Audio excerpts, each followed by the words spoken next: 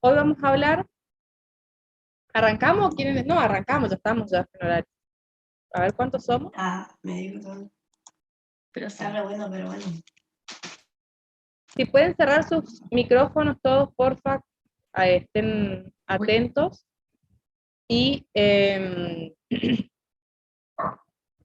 lo que vamos a hacer es, a ver qué dice.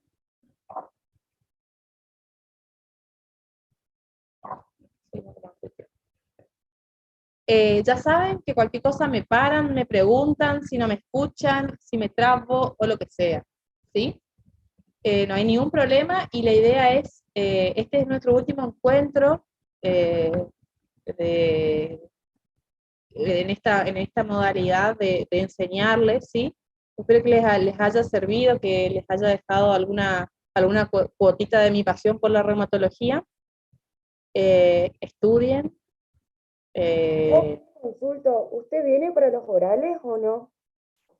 No sé cuándo serán los orales, todo depende de mis horarios, depende del horario de mi marido, todo depende. Seguramente van a querer que yo esté. Yo voy a hacer las preguntas del examen, eso sí, así que, o sea, obviamente voy a hacer las preguntas en los temas que yo di, ¿no?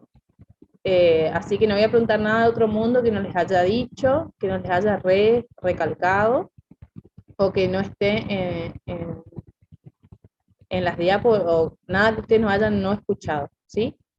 Si tienen alguna duda de otro tema, me pueden escribir, lo podemos charlar si terminamos después de esta clase, no tengo ningún problema, ¿sí? Y me van parando, ¿está? Dale, Doc, gracias. A ver, intento compartir pantalla que hoy con el grupo anterior no me dejó y vemos si podemos. ¿Ven ahí o no? Sí, doctor, está señora. ¿Se ve? Si yo paso así, ¿se ve? No. No. No Se ve. A ver, Ahora ya no se ve, no. a ver ahí. Está. Le voy a tener que Ahí volvió. le voy a tener que pasar en esta modalidad, ¿saben? Porque Sí, no... igual se ve bien, doctora. Por lo menos desde la computadora se ve bien. Perfecto. Bueno, arrancamos entonces. Hoy vamos a hablar de... Pueden apagar sus micrófonos, fíjense. Hoy vamos a hablar de dos temas o de dos grupos importantes de enfermedades que son las espondiloartritis, que yo traté de darle otro enfoque, en realidad un enfoque más actualizado de cómo se está empezando a hablar del tema, que son las SPA, que le decimos los reumatólogos, que se pueden dividir en periférica y axial, y son un grupo de enfermedades que comparten características y por eso se las engloba en la misma familia. Y después vamos a hablar de las artritis cristálicas, las más comunes, las más frecuentes, ¿sí? Entonces, la espondiloartritis es el término se utiliza para una familia de trastornos que van a incluir compromiso del esqueleto axial y sacroiliacas, artritis periférica, preferentemente asimétrica. Esto es la gran diferencia con la artritis reumatoidea. Recuérdense que es de pequeñas articulaciones y simétricas, ¿sí? Va afectando por igual las dos manos, los dos pies, a diferencia de lo que pasa en esta, que por ahí es una o dos articulaciones y es más de cadera, rodilla, tobillo, algún metatarso, ¿está? Manos también, pero no tanto.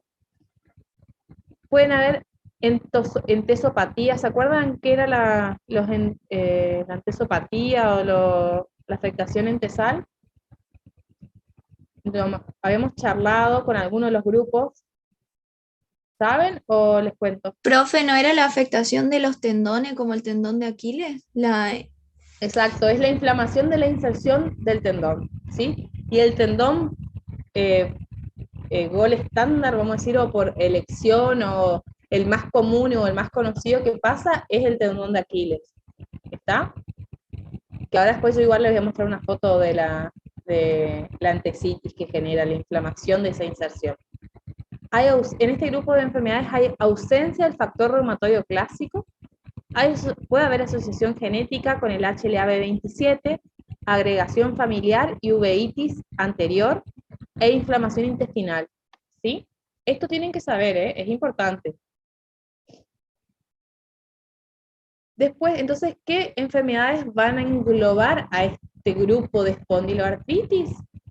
Va a estar la espondilitis anquilosante, que es la enfermedad más conocida del grupo y más estudiada.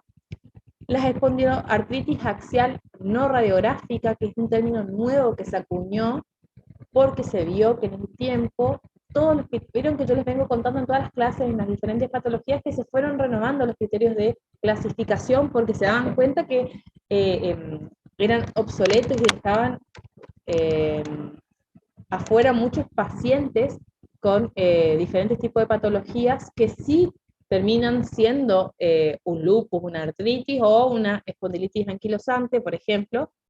Lo que tenían los criterios de clasificación de las espondiloartritis es que vos tenías que tener ya la erosión, o sea, tenías que tener la ruptura o la destrucción del hueso, o sea, cuánto tiempo tenía que pasar, o sea, vos ya tenías que tener manifestaciones crónicas y deformidades para poder catalogar como enfermedad autoinmune seronegativa. Entonces ahora, con los nuevos métodos de estudios y entró la resonancia, se empezó a plantear la espondiloartritis axial no radiográfica, o sea, el diagnóstico no se hace por radiografía, se hace por resonancia donde se ve la inflamación ósea. Esto igual más adelante les vuelvo a nombrar. La artritis psoriásica, las artritis asociadas a enfermedades inflamatorias intestinales, la artritis reactiva, la artritis de inicio juvenil y las espondiloartritis periféricas. Entonces, como les dije recién, como el concepto de espondiloartritis por el grupo ASAS, que es el grupo de estudio que más sabe de espondiloartritis, lo que ellos digan es palabra santa, podemos hablar de también, así como podemos definir, muchas veces no es fácil clasificar a un paciente si es un axial, si es una espondilitis anquilosante, si es una psoriasis o qué es lo que le está pasando, pero sí podemos clasificarla en compromiso periférico o axial de columna. Lo que nos habíamos hablado que en la artritis reumatoidea casi que no se ve afectado la columna más que la atlantoaxoidea con el tiempo, a diferencia de las seronegativas donde el eje principal de la actividad de la enfermedad cursa en columna. ¿Está? Esto también hace muy importante estas enfermedades. Entonces vamos a tener las SPA de predominio axial, que es de columna, que puede ser preradiográfica, o sea, con resonancia, o ya la espondilitis anquilosante, o sea, ya se instauró la enfermedad y ya puedes hacer diagnóstico porque tiene características específicas que hacen al diagnóstico. Y las de predominio periférico tenemos las artritis reactivas, las psoriásicas, las artritis inflamatoria intestinal y las indiferenciadas. Pero, siempre hay un pero para todo. ¿Todas estas periféricas pueden tener el compromiso axial? Sí. Pero la espondilitis anquilosante, para ser espondilitis anquilosante, tiene que tener compromiso axial. ¿Puede tener periférico? Sí. Pero sí o sí tiene que tener compromiso de sacroiliacas. ¿Está? ¿Me siguen hasta ahí? Más o menos. Doctora. Perfecto. Sí, sí. Entonces, el grupo ASAS creó los criterios ASAS para clasificación de espondiloartritis axiales. No importa cuál sea la causa, nosotros tenemos criterios para empezar a pensar en estas patologías, ¿sí? Entonces, para entrar al grupo de clasificación tiene que ser sí o sí pacientes de menores de 45 años que tengan dolor lumbar de más de 3 meses. Esos son 3 requisitos importantes. Y después es necesario esos 3 requisitos más datos de sacroileitis en técnicas de diagnóstico por imagen, más el uno de los siguientes. ¿Está? Ahora les hago un casito clínico para que ustedes me sigan un poquito mejor. Entonces, viene un paciente al consultorio por dolor lumbar. Yo le interrogo y el dolor es de tipo inflamatorio. Ahora vamos a ver cuál es la característica del dolor tipo inflamatorio, ¿sí? Tiene menor de 45 años o me cuenta el relato que el dolor apareció cuando tenía menor de 45 años y le dura hace más de 3 meses. Entonces lo que yo voy a hacer es ir a buscar la sacroileitis, porque eso es lo que está dando el dolor lumbar, ya sea por radiografía o por resonancia. Y después tengo que sumarle algún puntito más de todos estos. Tengo que buscar, bueno, el dolor lumbar de ritmo inflamatorio, artritis periférica, entesitis en área talar, que es la del acliano, uveitis, dactilitis, que acuérdense que la dactilitis es la inflamación del dedo, de todo el dedo, de tendones, partes blandas y artritis, un dedo en salchicha. Psoriasis, enfermedad de Crohn, historia familiar de espondiloartritis, elevación de la eritrosedimentación y buena respuesta a analgésicos tipo AINES, ¿sí? Con la historia clínica, la sacroileitis y alguna de estas ya clasifica como una espondiloartritis axial, ¿sí? O en caso que no tenga sacroileitis, pero sí venga porque tenga artritis periférica o tenga una uveitis y le pidieron HLA-B27, tiene que tener el HLA-B27 positivo más datos de sacroileitis, ¿sí? En resonancia o ya sacroileitis radiográfica según los criterios de New York modificados. ¿Estamos? Y ahí se empieza a confundir la cosa porque vamos a empezar a dar muchos criterios, pero la idea es que ustedes sepan que hay axial y periférica. ¿Cuál es la característica de un dolor lumbar inflamatorio? ¿Sí? ¿Qué podrían pensar?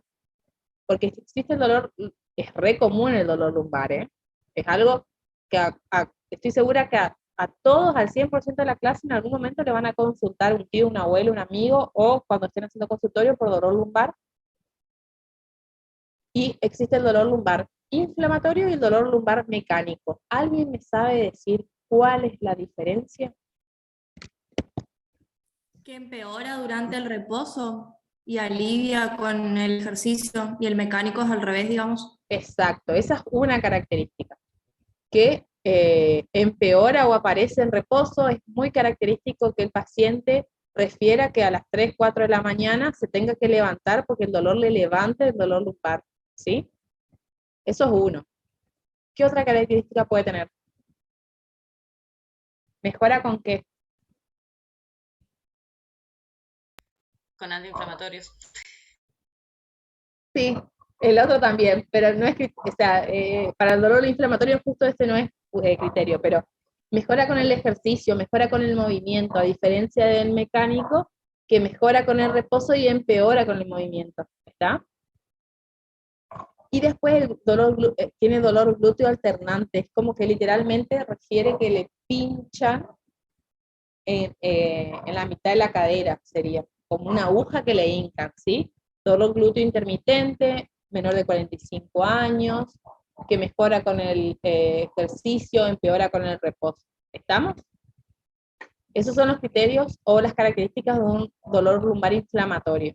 Hay muchas veces que el paciente tiene dolor ya todo el día, ¿sí? Porque ya viene con mucho tiempo de evolución y llega un momento que el dolor es persistente, ¿está? Igual hay que pensarlo y tenerlo en cuenta, porque si vienen, asumimos que todos somos reumatólogos, ¿sí? En estos meses. Si vienen con nosotros los pacientes y nosotros no pensamos en una seronegativa, ¿quién la va a pensar? ¿Está? Así que sí o sí, todo paciente con lumbalgia que viene a nuestro consultorio, hay que pensarlo, ¿está? Y así como tenemos criterios de ASA para clasificación de afectación axial, tenemos los criterios de ASA para espondiloartritis periférica. Y fíjense que con el anterior entrábamos con o un HLA o la sacroileitis, la inflamación de la articulación sacroiliaca, y en la periférica el paciente va a entrar para empezar a hablar de una seronegativa con afectación periférica con artritis, dactilitis o entesitis, ¿sí? Más una o dos de estas diferentes. Alguna de estas tres con uveitis, psoriasis, enfermedad de Crohn o colitis, infección previa, que ahora vamos a hablar, ver qué tipo de infección, y el HLA. O sea, yo se va a venir, le voy a hacer interrogatorio del hábito catártico, del hábito del familiar, ¿sí? Porque también cuando hablemos de artritis psoriásica tenemos otros criterios que hablan del criterio Caspar, que nos hablan, suma a punto tener un familiar de primer grado, sea mamá, papá o hermano, que tengan psoriasis, predispone a que uno tenga 17 veces más artritis psoriásica.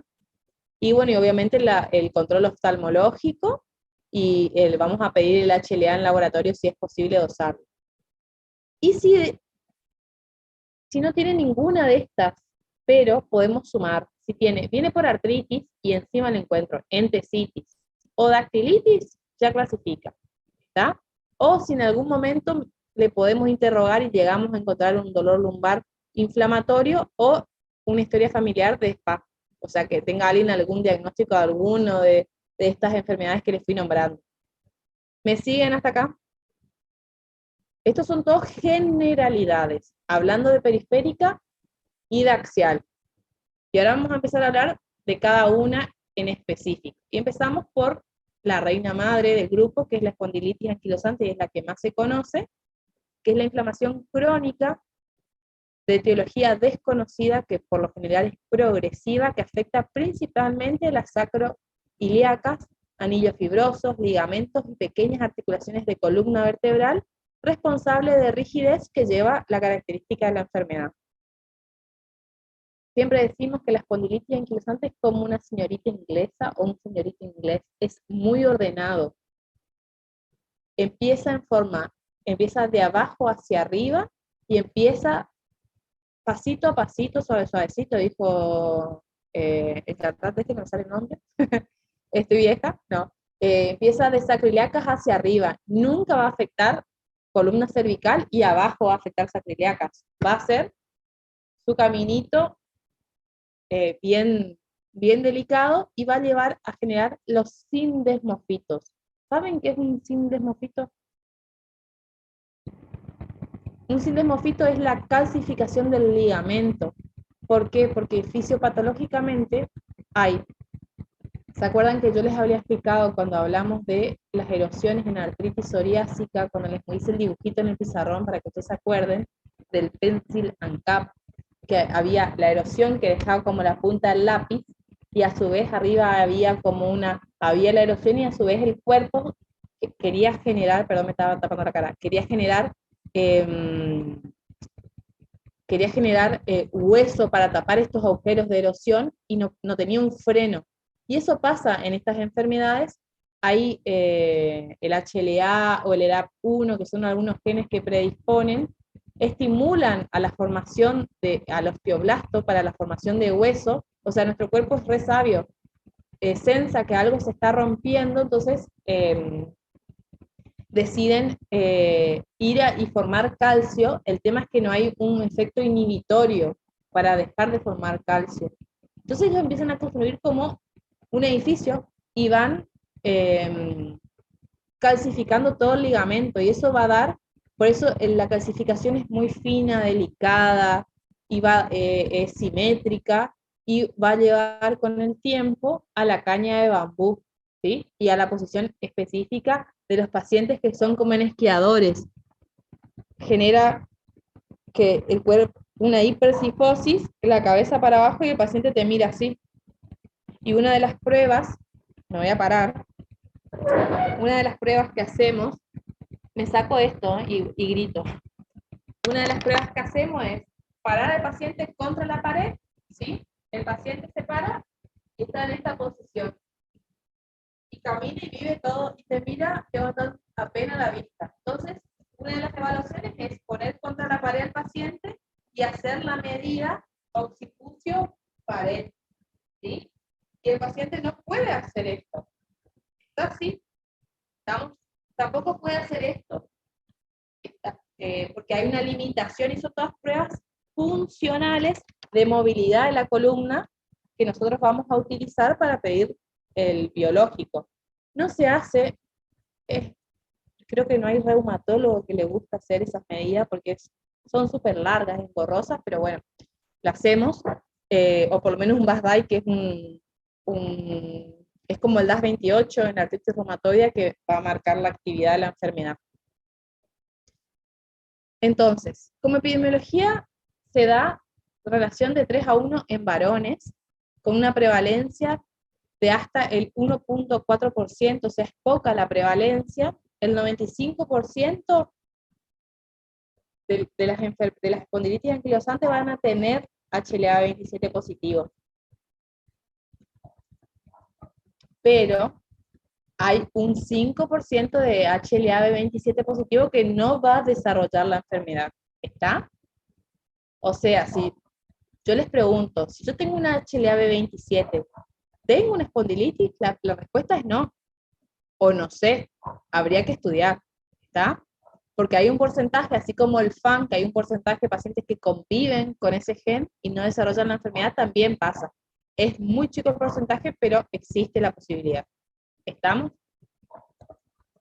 Y ahí les digo que casi el 8% hay positividad en población sana. Hay una incidencia en pacientes jóvenes, acuérdense, menores de 45 años. Es muy poco en pediátricos y es muy poco que se dé mayor de 50 años. O sea, es en pacientes menores de 40, entre 20 a 45 años es la edad. Como manifestación clínica, vamos a tener que es la forma más frecuente de la enfermedad va a ser la lumbalgia inflamatoria hasta casi un 75%, con rigidez matutina, que por término medio se establece en menores de 40 años, ¿sí? No pasa nada si el paciente tiene 60 años y viene rígido y uno tiene la sospecha clínica. Lo que uno debe hacer es preguntarle al paciente cuándo inició los síntomas. Si inició antes de los 45, ya lo podemos clasificar. Después, otras formas de comienzo es uveitis asociada al HLA-B27, la antecitis o artritis periférica, ¿sí? Pero siempre va a tener la afectación sacroiliaca. Aproximadamente un 15% de los pacientes debutan antes de los 16 años y suelen comenzar sobre todo con monoartritis o oligoartritis, o sea, una forma más atípica. Como formas de presentación vamos a tener un síndrome pélvico o axial con la afectación de sacroiliaca, que es lo más importante. El dolor se va a localizar en el tercio superior de la nalga, que se irradia la cara posterior del muslo hasta la rodilla, y va a ser alternante, ¿sí? Que es el dolor glúteo alternante que les conté. Va a tener dolor inflamatorio aumentado en las primeras horas de la madrugada o la segunda parte de la noche, que se atenúa con los movimientos cotidianos y siendo muy sensible a la acción de los AINES, que fue lo que ya veníamos hablando.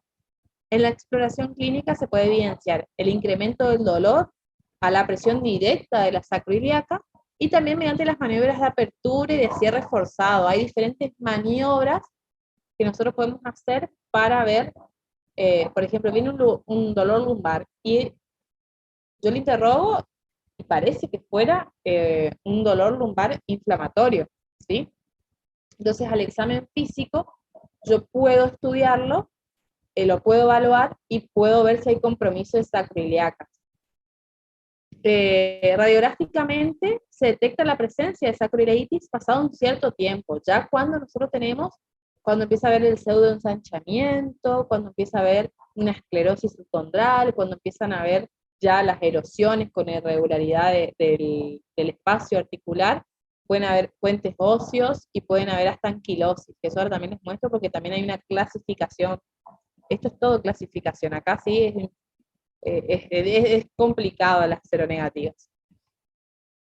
El tema es que la radiografía lleva un retraso del diagnóstico y por eso se logró ingresar a la resonancia como un método diagnóstico.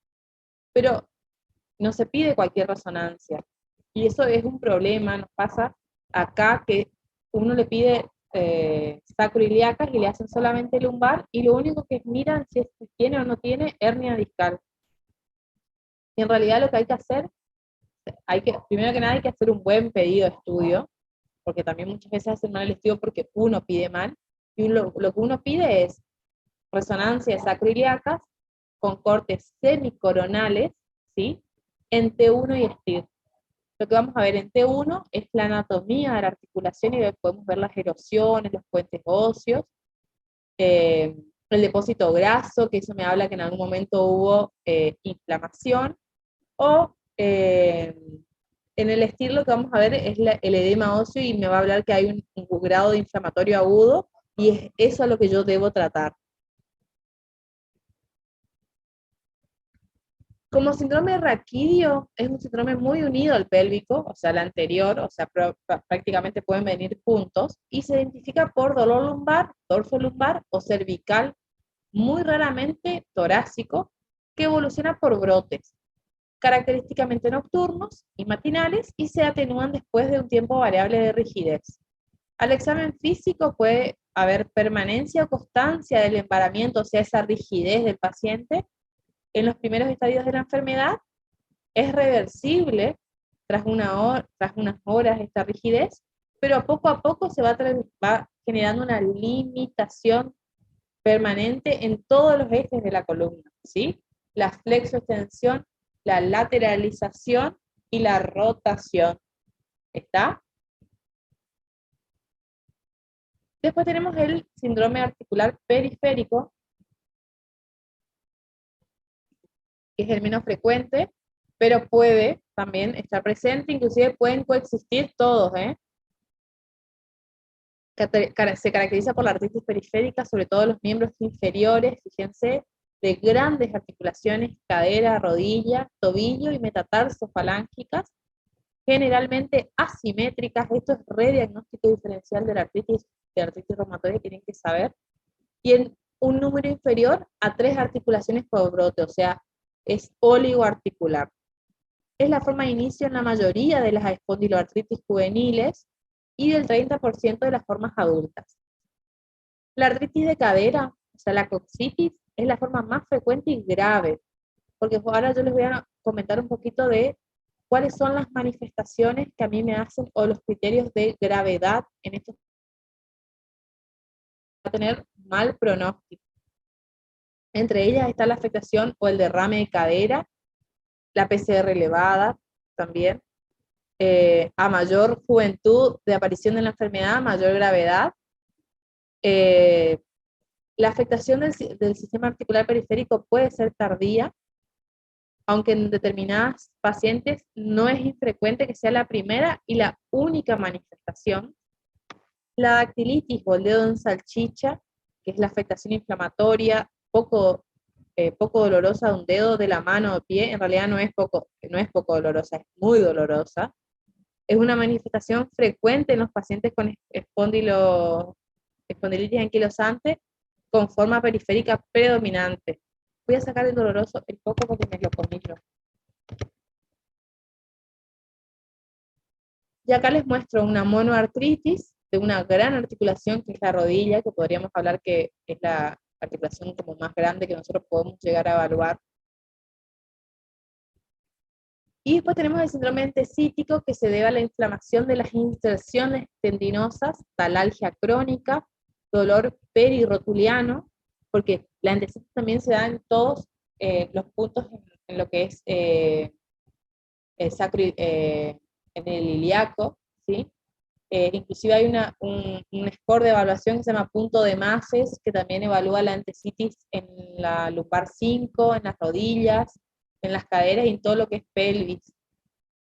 A veces puede ser la entesitis la única expresión clínica de la enfermedad. Es muy difícil llegar al diagnóstico. Lo ideal siempre es buscarla con ecografía a la entesitis, y el tratamiento de eso es con biológico. Radiográficamente pueden ser silentes, pero muchas veces podemos ver como despelechado o deshilachado, que nos hace pensar en pubis, que estamos hablando de una entesitis, o calcificación tendinosa, que también me puede hablar que en algún momento se inflamó y se calcificó. El dolor que acompaña a la entesitis es muy persistente, es muy molesto, es muy discapacitante, es resistente a AINES, a diferencia de la afectación lumbar, que generalmente está descrito que suele ser respondedor. Se puede hacer infiltraciones locales, pero como les decía yo, cuando repasemos tratamientos, la indicación es el biológico directo. Una característica que tienen estas enfermedades, que a diferencia de la artritis, siempre empezamos como en la escalerita, ¿sí? De lo básico a lo más alto. En las seronegativas yo hago un salto olímpico y puedo empezar por un biológico directamente, ¿sí? Y acá les muestro una foto de lo que es una antecitis. Fíjense el engrosamiento y la tumefacción del aquiliano derecho, no izquierdo, perdón, del paciente. Como manifestación clínica, tenemos también el síndrome extraarticular, donde vamos a tener la iridociclitis o la uveitis anterior aguda, que es muy importante, es muy característico de la enfermedad, recidivante, ¿sí? Que está en el 25% de los pacientes, y puede ser unilateral, y con el tiempo se puede volver bilateral y puede curar en 2 semanas sin dejar secuelas, pero cuando es a repetición, sí deja secuelas, ¿sí? Después tenemos enfermedad inflamatoria intestinal. Con todo esto puede coexistir la espondilitis anquilosante, ¿eh?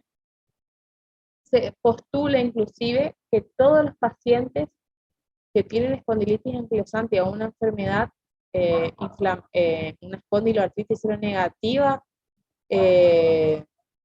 el problema viene desde la probiota, la probiota intestinal, ¿sí? La microbiota, perdón, intestinal. Se considera que desde ahí se genera la inflamación y va al resto, y va a generar las diferentes patologías, y en algún momento, yo creo que no va a ser muy lejano, se estaba planteando el tema del trasplante de materia fecal para cambiar la microbiota del intestino y así mitigar la actividad de la enfermedad.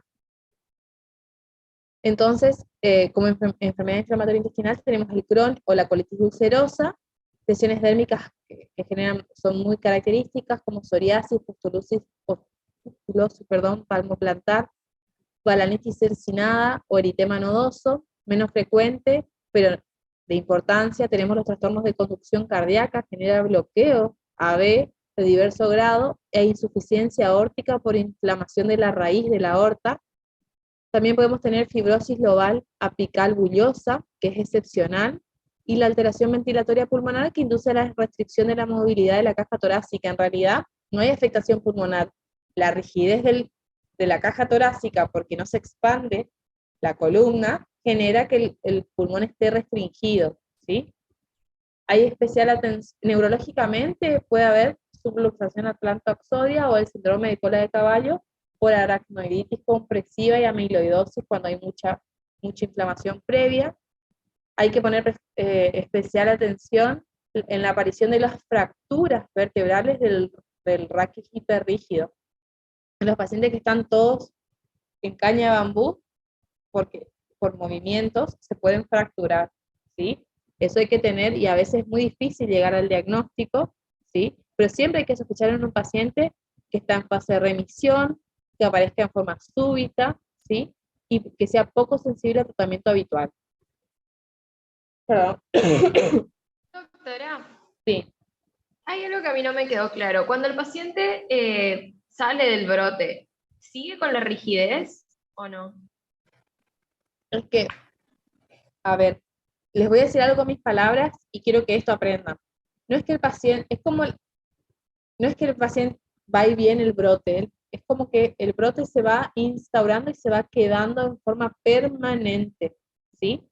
Acuérdense que el paciente puede estar sin artritis o sin inflamación de la articulación, sea sacroiliaca o sea ya intervertebral, pero puede tener la rigidez matinal o la rigidez que puede ser inclusive marcar actividad de la enfermedad. Eso también te va a marcar si vos tenés desaparición del dolor lumbar con AINES, pero persistencia de la rigidez, lo ideal sería pasarlo a un anti-TNF, o sea, todos terminan en anti-TNF. Y después van a ver, cuando hablemos del tratamiento, es indicación médica el ejercicio físico, sobre todo natación, para poder mejorar esa rigidez que genera. ¿Está? Es diferente a los brotes que sí puede cursar la artritis reumatoidea, que es más característica. ¿Se entendió? ¿Te expliqué? Sí, sí, gracias. Como evolución, la espondilitis anquilosante reviste una especial importancia la diversidad de sus expresiones clínicas mostradas por estos pacientes y los diferentes grados de agresividad observados en pacientes diagnosticados del mismo proceso. Entonces, ¿cuáles son los elementos que nos van a hacer pensar que va a tener una peor evolución? A ver, esperen que hay una pregunta en el chat. Ejercicio sin impacto, tal cual. Entonces, ¿cuál me van a hacer pensar a mí en un paciente cuando viene a la evaluación que no va a andar bien? ¿Sí? Entonces, lo que me va a hacer pensar a mí es la afectación precoz de la cadera con el derrame articular, el mantenimiento de elevadas cifras de eritrosedimentación o PCR, que, no, perdón, me están llamando,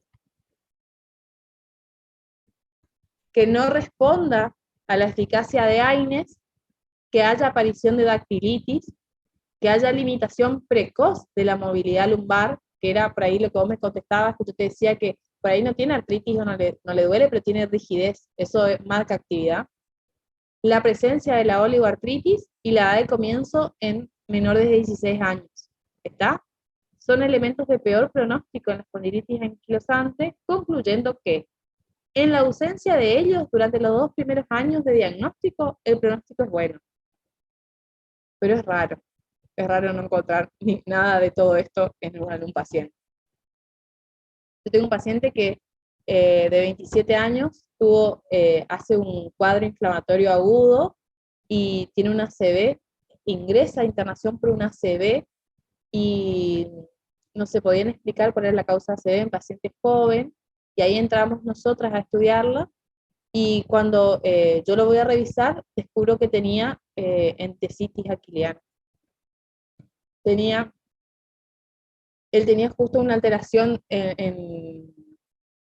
para caminar y estaba mareado post-ACV, tenía vértigo post-ACV, algo así, no me acuerdo hace mucho por eso, pero la cuestión es que, ahí voy a estornudar.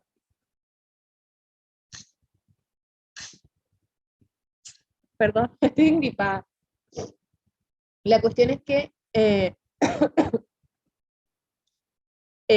cuando lo voy a revisar, lo empiezo a interrogar, me llamó la atención, tenía reactante fase aguda elevado, tenía anestesitis, lo empiezo a interrogar y tenía dolor lumbar inflamatorio. Lo voy a revisar y me dan las maniobras sacroiliacas positivas.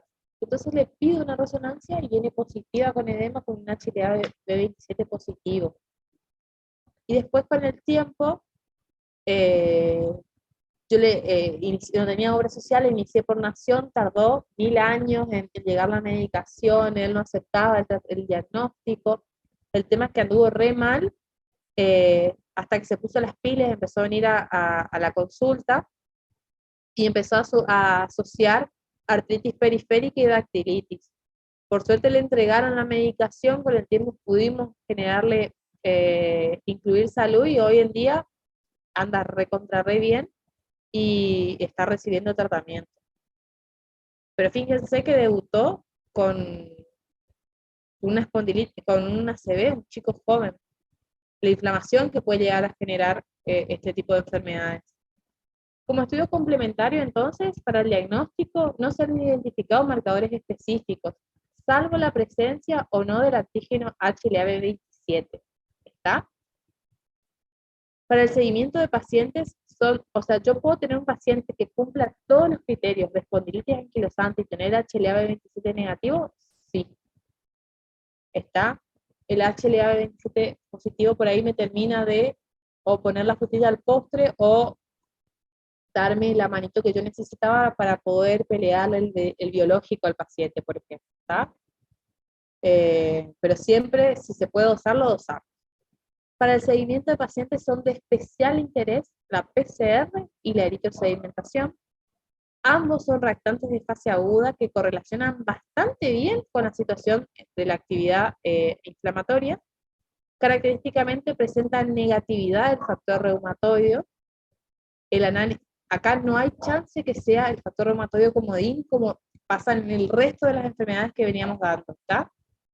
el análisis del líquido sinovial no es específico, sino genérico. O sea, ¿qué quiere decir? Que puede haber inflamación que no me va a describir nada más que inflamación, ¿sí? Pero puede haber algún tipo de células, sobre todo polimorfonucleares. Como pruebas de radiología vamos a pedir sacroiliacas, que lo que pido es radiografía de Ferguson o de frente de pelvis, ¿sí? Que vamos a ver la sacroiliaca, que lo más característico es la afectación de estas, que suele ser bilateral y simétrica, ¿sí? Clásicamente se han definido 3 estadios de la afectación sacroiliaca, ya sea uni o bilateral, y en la práctica se utiliza la gradación de los criterios de Nueva York, que son re viejos, pero bueno, siguen vigentes, y podemos hablar del pseudo, o sea, la tipo 0, que no, es normal, la tipo 1, que hay un poquito de esclerosis, y ya empieza después el pseudo ensanchamiento de la articulación, la erosión de los márgenes, ¿sí? Y la fusión con puentes óseos que lleva a la anquilosis, ¿sí? Que es lo que nosotros queremos evitar. Estas alteraciones han sido utilizadas para definir los 5 grados que van de 0 a 4, evolutivos de la sacroileitis, normal, sospechosa, mínima, moderada, que ya cataloga ya sea uni o bilateral, o la anquilosis uni o bilateral, ¿está? Así, los hallazgos, radiográficos pueden ser el pseudoensanchamiento, la esclerosis, la formación de puentes óseos y en las fases más evolucionadas la fusión completa o la anquilosis. Que acá yo le puse una foto que van a ver. Le puse las más características. Si yo les muevo el mouse, ¿ustedes ven? Sí, doctora. Perfecto. Vamos a empezar por la grado 3. Fíjense, estas son las sacroiliacas. Y lo que nosotros vamos a ver es que bueno, justo tengo esa, bueno, ahí la flechita chiquitita negra les va a marcar. Yo veo, acá hay un pseudo ensanchamiento con un borde irregular, ¿sí? Acá hay un puente óseo que se cruza. Y fíjense que acá hay ya empieza a haber anquilosis. ¿Estamos? Acá hay erosiones y esclerosis subcondral. Esto es un grado 3, ¿sí? Y acá, fíjense que en lo que es la cadera, en la sacroiliaca derecha, no hay luz, está todo anquilosado. Esto ya es un grado 4 porque hay anquilosis. Acá arriba puede llegar a haber un poquito de espacio de un pseudo ensanchamiento, pero abajo está todo anquilosado. Y siempre empieza desde abajo hacia arriba y va tomando la columna la espondilitis anquilosante, ¿está? Es bastante difícil ver la sacroiliaca y es bastante confuso. Ahí hay que tener el ojo muy, muy entrenado. A mí me cuesta bastante, generalmente me lleva a tener dudas. Muchas veces.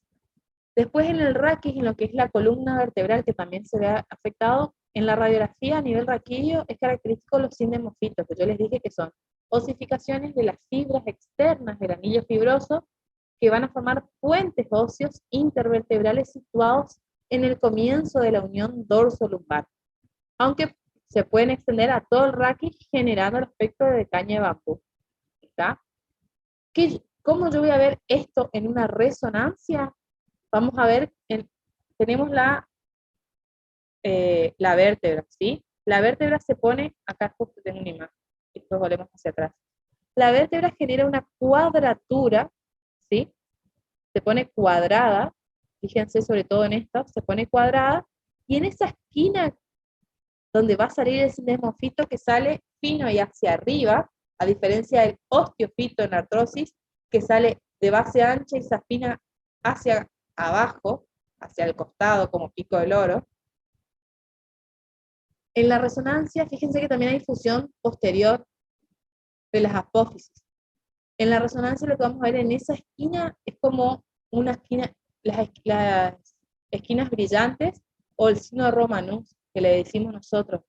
Eso también puede pasar.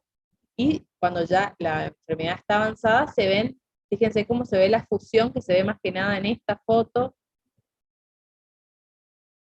con la calcificación, y eso genera la limitación del movimiento de la columna en todos sus ejes.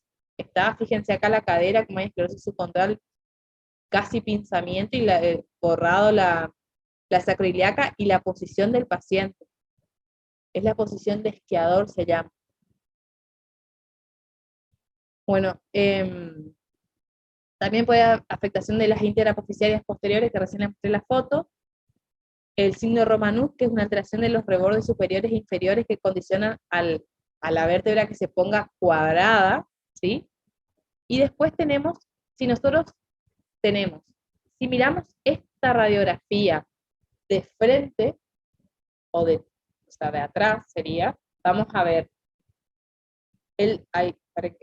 vamos a ver el cinemofito de costado, y en el medio la calcificación de las interapófisis, y vamos a decir que es el signo de tren del rey del tren, que parece como la vía de un tren, ¿está? En cadera va a haber el pinzamiento articular concéntrico, el osteofito, las geodas subcondrales, la esclerosis.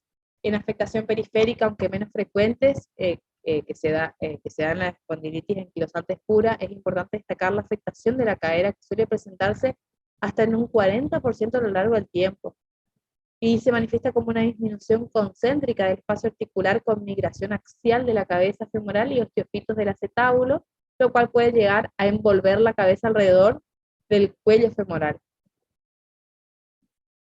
También hay calcificaciones, la cadera se destruye, es una catástrofe.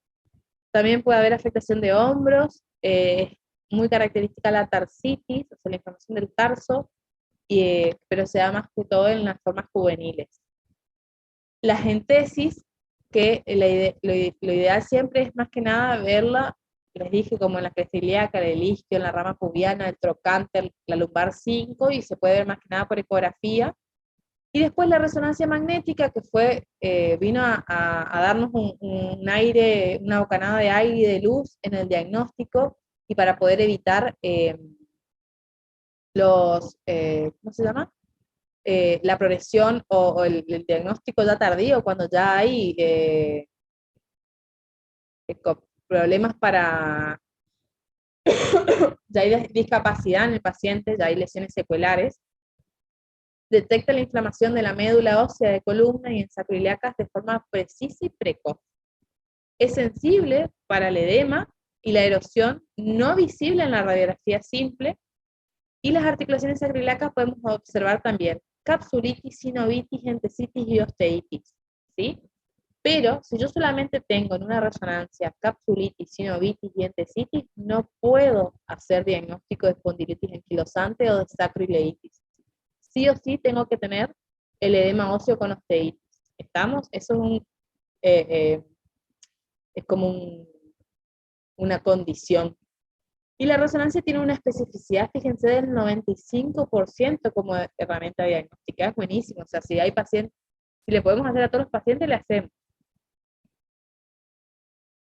Después tenemos los criterios modificados de Nueva York, que para criterios diagnósticos, no de sacroiliacas, de afectación radiográfica, tenemos como criterios clínicos y radiológicos. Los clínicos es una lumbalgia crónica que mejora con el ejercicio, no con el reposo. Hay limitación de la movilidad lumbar en los planos frontal y sagital, y hay disminución de la expansión torácica. ¿Alguien me quiere preguntar algo? Después tenemos los criterios radiológicos, que es la sacroileitis grado 2 o más bilateral, o grado 3 o grado 4 unilateral, y es un criterio clínico más el radiológico. Pero esto quedó obsoleto, chicos, porque ya agarramos los pacientes totalmente secuelados, ¿sí? La idea no es llegar a esto, la idea es poder prontamente hacer un diagnóstico y poder ofrecer un tratamiento dirigido. Entonces, empezaron a aplicarse los criterios ASAS para enfermedad axial, ¿tá? Que fue lo que primero hablamos. Como tratamiento, el principal objetivo del tratamiento es mejorar a largo plazo la calidad del paciente, como en toda la reumatología, porque son enfermedades crónicas y discapacitantes, evitar el daño radiográfico, disminuir la inflamación y llevar a la preservación o a la normalización funcional de este paciente. El tratamiento óptimo del paciente requiere una combinación de medidas terapéuticas, farmacológicas y no farmacológicas, ¿sí? Entonces, ¿alguien me quiere preguntar algo que están hablando?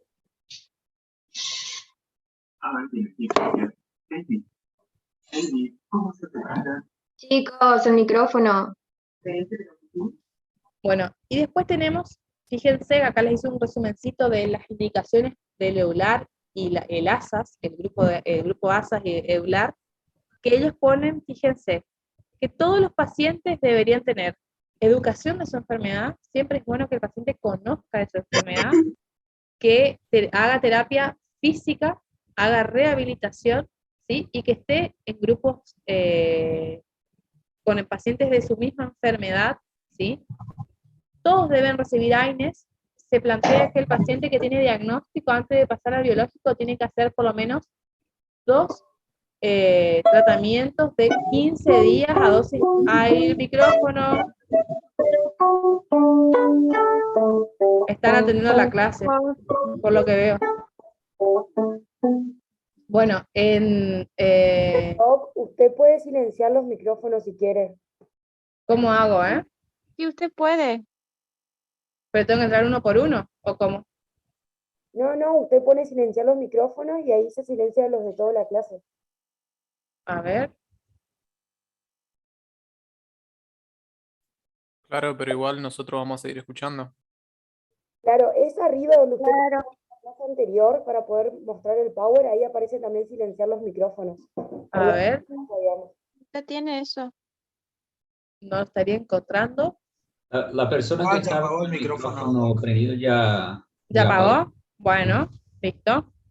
Entonces, todos deberían recibir dos ciclos de AINES a dosis máxima durante 15 días. ¿Qué quiere decir? Yo le hago el diagnóstico, o ustedes le hacen el diagnóstico a alguien con espondilitis anquilosante o con espondilitis axial, no importa si tiene una espondilitis, y lo que vamos a hacer es darle dosis altas de o naproxeno, o diclofenac, o indometacina, cualquier AINES a dosis máxima por 15 días y debería mejorar, ¿sí? Si no mejora, yo puedo pasar o cambiar de AINES por 15 días. Si en el lapso de un mes no mejoró con AINES, yo sí o sí tengo que pasar a biológico. ¿Está? Y ahí fíjense que la sulfasalacina no sirve para lo que es axial, sirve solamente para periférico, y les digo que tampoco sirve para periférico, pero bueno, esta es viejita, es de 2005, ¿está? Pero igual sigue estando en vigencia. También se plantean las infiltraciones con corticoides. Mediante ecografía uno puede hacer infiltración de sacro ilíacas dirigida, y se usan los TNF-alfa como primera indicación, pero también se demostró que el secukinumab funciona, y ahora se planteó que el tofacitinib y el upadacitinib también funcionan, que son los anti-JAK de pequeña molécula para espondilitis anquilosante, ¿sí? Pero la verdad que la mayoría arranca por un anti-TNF siempre. Y si tiene uveitis, ¿qué biológico voy a elegir? A ver, los que estuvieron en fármaco hace un ratito, todos dimos fármaco. ¿Cuál es el único anti-TNF que puedo usar en uveitis? Por HLA-B27.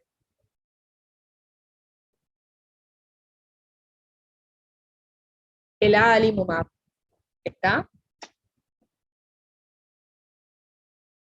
Y después los pacientes pueden ir a cirugía. Por ejemplo, yo tengo un paciente que vino ahora de 36 años, secuelado ya, así como este paciente de la foto, en esa posición, con las caderas totalmente voladas, y tiene como, intenta el caminar, camina con 2 muletas, porque no se sienta, está semirrígido, y aparte tiene las caderas totalmente erosionadas y anquilosadas. Entonces lo que nosotros queremos hacer es recambiar las 2 caderas y poder hacer una fractura de vértebra y enderezarlo, por lo menos que él pueda levantar la cabeza, ¿sí? Y devolver la movilidad de lo que es ambas caderas. Él ahora inició secukinumab como tratamiento, para su espondilitis, porque si bien cuando yo lo conocí, él estaba inactivo, ya tenía anquilosado axial, anquilosó todo, no había nada que tratar. Fíjense que empezó joven, tiene afectación de cadera, pero en el transcurso del seguimiento empezó con artritis periférica y dactilitis, que eso a mí, la dactilitis, la única manera que mejore es con biológico. No responde a AINES, fíjense que hoy les conté, y tampoco responde a DIMARS convencionales, así que ahora arrancó con secukinumab, vamos a ver cómo sigue.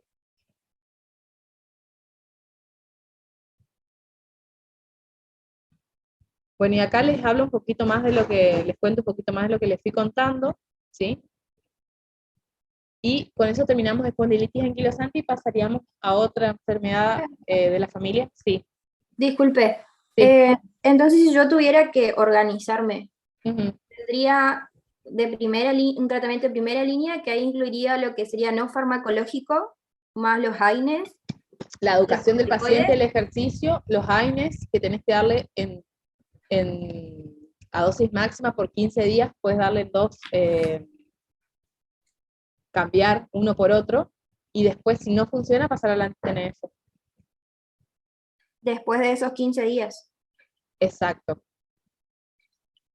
Gracias. De nada. Bueno, la artritis psoriásica, que es la segunda enfermedad más conocida del grupo, allá por 1973 fue descrita por Molly Wright, que también van a hacer criterios de clasificación que también después quedan obsoletos, y entra el grupo CASPAR, así como está LASAS para lo que es espondilitis anquilosante o espondiloartropatía, está el CASPAR en psoriasis, pero Molly Wright brinda la primera definición moderna de artritis psoriásica como artritis seronegativa, porque antes se la consideraba una variante de la artritis reumatoidea, pero que tenía afectación de piel y unguial. Estos mismos autores lo que hacen son los primeros en recoger un amplio abanico de espectro de afectación de la artritis psoriásica y los dividen en 5 grupos, como en oligoartritis, en poliartritis, en afectación de interfalángicas distales, ¿sí? En realidad ahí me comí un 4, después ya borro, porque después el espacio queda bien. ¿Se acuerdan que yo les dije que había 3 causas que afectaban estas articulaciones, las distales? Dijimos, la artritis psoriásica, ¿cuál otra?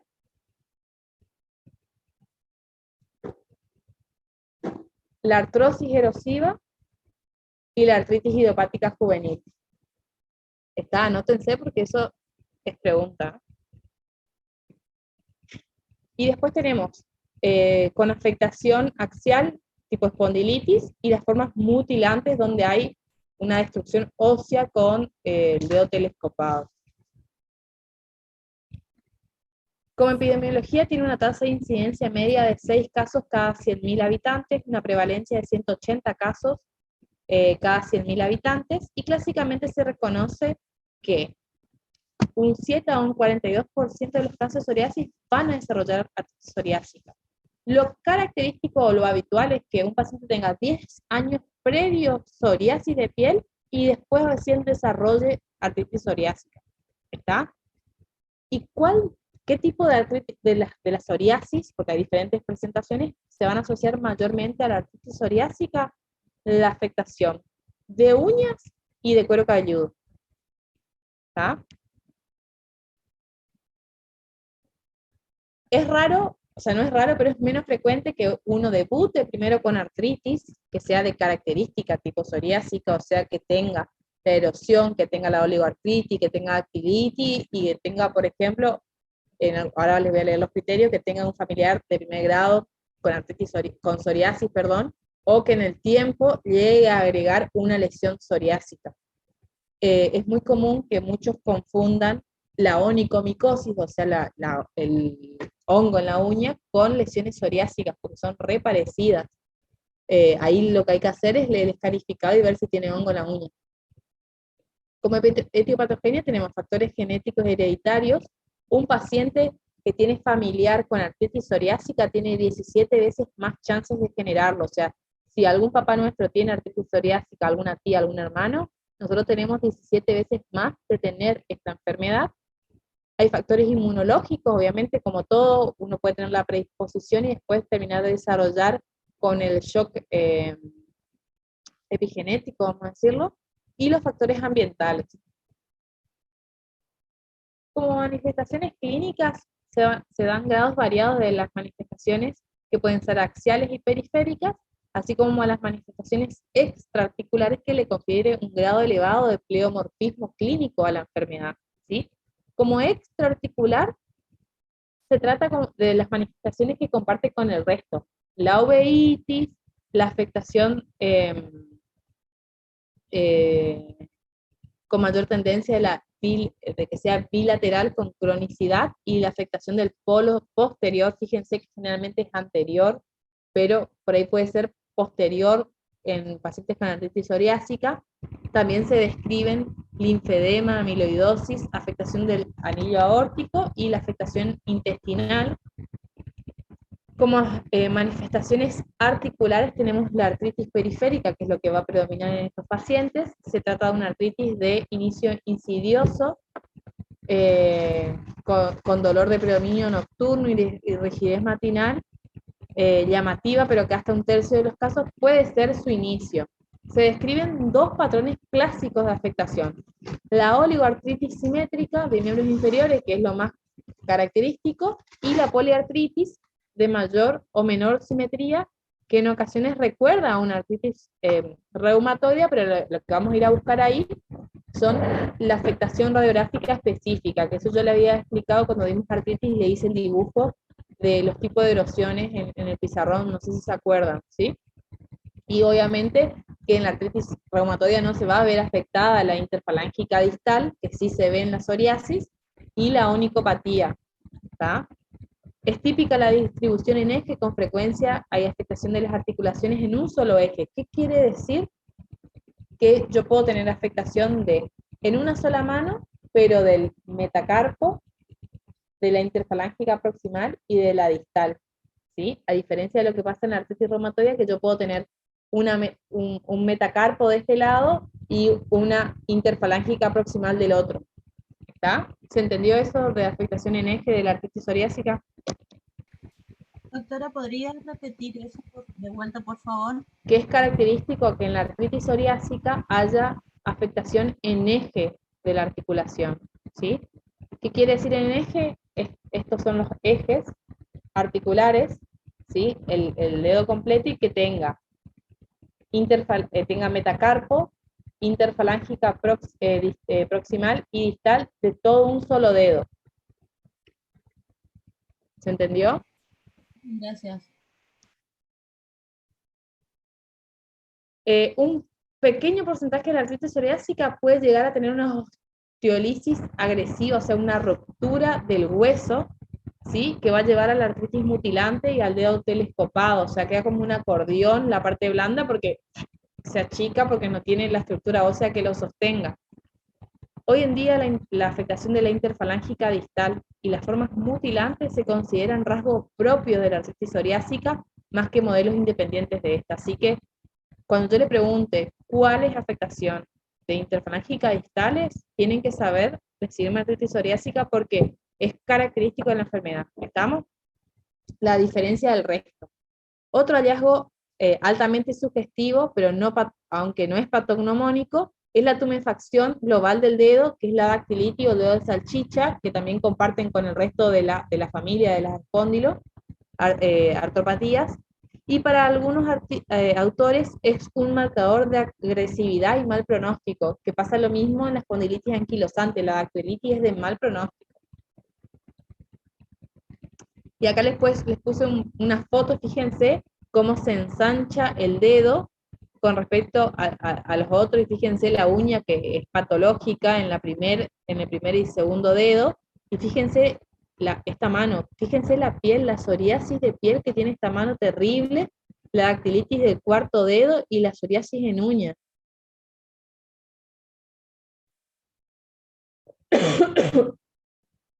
Y acá, fíjense lo que es la artritis mutilante. Como quedan, esto es un dedo telescopado, porque se perdió el eje óseo. Fíjense la psoriasis en piel, en placas, y acá la afectación de las uñas. Es una enfermedad hiperagresiva. Es impresionante cómo genera la afectación de la articulación. En meses te dejan cama. Después tenemos la artritis axial, que se da hasta en un 50% de los casos, y en líneas generales, a diferencia de lo que pasa con la artritis, con la espondilitis anquilosante, perdón, la artritis psoriásica es como más grotesca, tiene estas lesiones en piel feas, esas uñas asquerosas, y a su vez también tiene este tipo de comportamiento en columna, genera unos ostios, unos sindesmofitos gruesos, a diferencia de lo que pasa en la espondilitis anquilosante, que va, como yo decía, construyendo fino y siempre en el mismo piso. Acá te tira unos sindesmofitos gruesos, que te puede tirar por cualquier lado, afecta más que nada cervical y torácico, ¿sí? Y eso hace la diferencia en la radiografía de lo que es una espondilitis anquilosante, si en algún momento nos queda duda, ¿sí?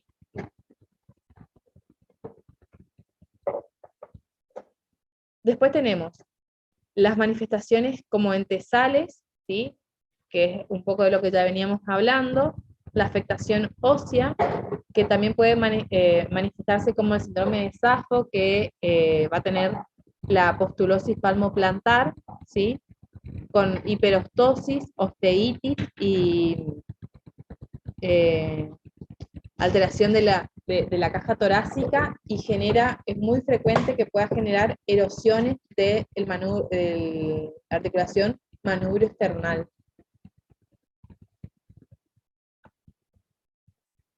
¿A qué te referís? ¿Cuál se puede? Todo se puede evitar.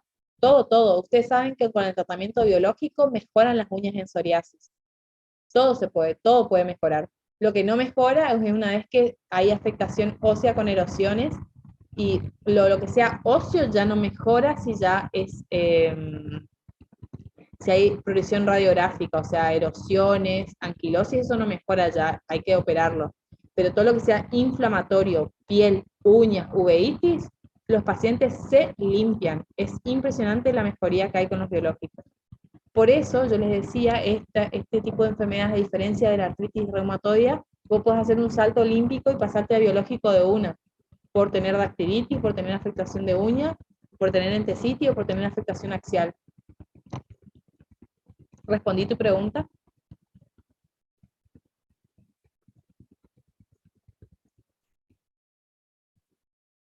Acá les muestro un poquito la afectación ósea. Lo que les quería mostrar acá, y tienen las flechitas, es cómo se afina. Yo les había contado como la punta de un lápiz, y cómo, fíjense, que hace como el bordecito de una copa, porque hay formación ósea, así como hay proliferación, así como pasa en la columna, perfecto, así como pasa en la columna, también pasan las articulaciones periféricas, y eso en una radiografía nos hace diagnóstico espatognomónico de los pacientes con artritis psoriásica. Y fíjense que acá nosotros podemos tener afectación de las interfalángicas distales, ¿vieron? Respeta un poquito más muñeca, que no pasa tanto así en la artritis reumatoidea. Y como criterios de clasificación son los criterios Caspar, que es lo que ya les vengo nombrando, y se considera que tienen que tener una enfermedad inflamatoria articular, sí o sí, periférica, espinal o entesítica, con más de los 3 siguientes. Presencia actual de psoriasis, historia personal, o sea, que nosotros le revisemos y no encontremos psoriasis, pero en algún momento haya tenido un brote, o que algún médico le haya diagnosticado con biopsia, o un buen dermatólogo que le haya dicho que tiene psoriasis, o que tenga el familiar de primer grado con psoriasis. ¿Está? Cualquiera de esas 3 ya clasifica como un punto. Afectación de uña, el factor reumatoide negativo, fíjense que ahí ya le va dando puntos. La dactilitis, en actualidad, o historia de dactilitis, que alguna vez se le haya echado el dedo, porque la dactilitis puede remitir sola. Y la evidencia radiográfica de neoformación nueva yuxtaarticular, que la neoformación yuxtaarticular es ese techito que va a generar en la articulación que le da como el bordecito de la copa, ¿está? Entonces, 3 puntos positivos ya hacen el diagnóstico de enfermedad y tiene una sensibilidad casi del 91% para la enfermedad. ¿Y cómo vamos a hacer el diagnóstico? Y eso, fíjense, que esto es muy parecido a lo que también puede pasar axial, ¿sí? Y se va a dividir según el dominio que predomine. Si yo tengo dominios, sea artritis, dactilitis o entesitis, que coexistan en el mismo paciente, puedo hacer el salto al biológico. Si hay artritis, sea óligo, mono o poliartritis, óligo o monoartritis sin factor de mal pronóstico, AINE y corticoide. No hay ningún paciente que funcione solamente con eso. Sí o sí le tenemos que poner un ahorrador de corticoides. Si hay poliartritis o factores de mal pronóstico, ya tenemos que asociar el FAME o DIMARS, que ya sería metotrexato, lefnomida o sulfasalacina. Si no mejora entre los 3 a 6 meses, ya podemos pasar al biológico. En la dactilitis se puede infiltrar, se puede dar AINES, si no mejora, biológico. En la entesitis, también si no mejora en 1 mes o 3 meses, biológico. Y en la afectación axial, el primer paso es el AINES que les expliqué, si no mejora, biológico, ¿sí? Al mes. Sí o sí hay que... Sí. Disculpe, en la infiltración con corticoides, según la artritis, la dactitis o la entesitis, ¿se usa alguno en especial? ¿Qué tipo de corticoide para infiltrar, me decís? Sí. Se usa, generalmente para la infiltración usamos corticoides que sean de depósito, ¿sí? Por ejemplo, una dexametasona, que es lo que nos ponen cuando uno va a la guardia intramuscular o endovenoso, no sirve. Lo ideal siempre es la triamcinolona acetato, pero muchas veces cuesta conseguir, entonces con un famoso corticoide retar o la betametasona acetato, que es la droga, es la de depósito, con esa podemos infiltrar sin problema. Con eso puede andar re bien, desaparecer o recaer. Nosotros podemos hacer hasta 4 infiltraciones en el año. Muchas veces si el paciente viene re bien y solamente tiene una articulación inflamada, podemos intentar la infiltración y con eso apagar la actividad de la enfermedad para no cambiar todo el tratamiento. Ahí ya entra un poco más la experiencia y jugar con las opciones que tengamos, ¿no? Siempre hay que educar al paciente sobre la enfermedad, siempre el ejercicio físico es parte del tratamiento, evitar el estrés físico y emocional, peso saludable, evitar el consumo de tóxicos y llevar una dieta equilibrada, pero eso es para todo. Terminamos artritis psoriásica. ¿Algún comentario de esto? ¿O seguimos? Doctora, Sí, decime. disculpe, usted habló de 3, usted habló de la artritis psoriásica, la artritis idiopática juvenil, ¿y cuál era la tercera que usted nombró? La artrosis erosiva, o la artrosis nodular. Artrosis erosiva. Muchas gracias. No, de nada. Pero Bueno, fue una consulta. sí, decime. Los síndromos en la Ujú. psoriásica, ¿dónde predominan? Más que nada en cervical y dorsal. Puede estar en cualquier parte, pero no es ordenado, no empieza de arriba hacia abajo, se da en forma parcheada, pero Muchas es muy gracias. característico que haga cervical. Bueno, seguimos entonces, tenemos dentro de este grupo también las artritis reactivas, ¿sí? Que es una inflamación articular aséptica, no es secundario a una infección, pero hay una respuesta inmunológica a ese germen, ¿sí? Y se da después de un tiempo prudente, no es que nosotros vamos a encontrar el germen. Es muy parecido a lo que pasa en la fiebre reumática, ¿sí? No se encuentra el germen y se da después de 1 mes más o menos de infección, se generó el anticuerpo y va a generar la artritis, ¿está? Entonces, generalmente es de origen infeccioso, ¿sí? Sobre todo intestinal y urogenital, o urogenital, ¿está? Clásicamente se describía el síndrome de Reiter, que ya no se usa más, pero yo les voy a nombrar. Se llamaba antes síndrome de Reiter, ahora se llama artritis reactiva, ¿sí? Y se acompaña generalmente de conjuntivitis, uretritis pero como les decía, el Reiter está en desuso.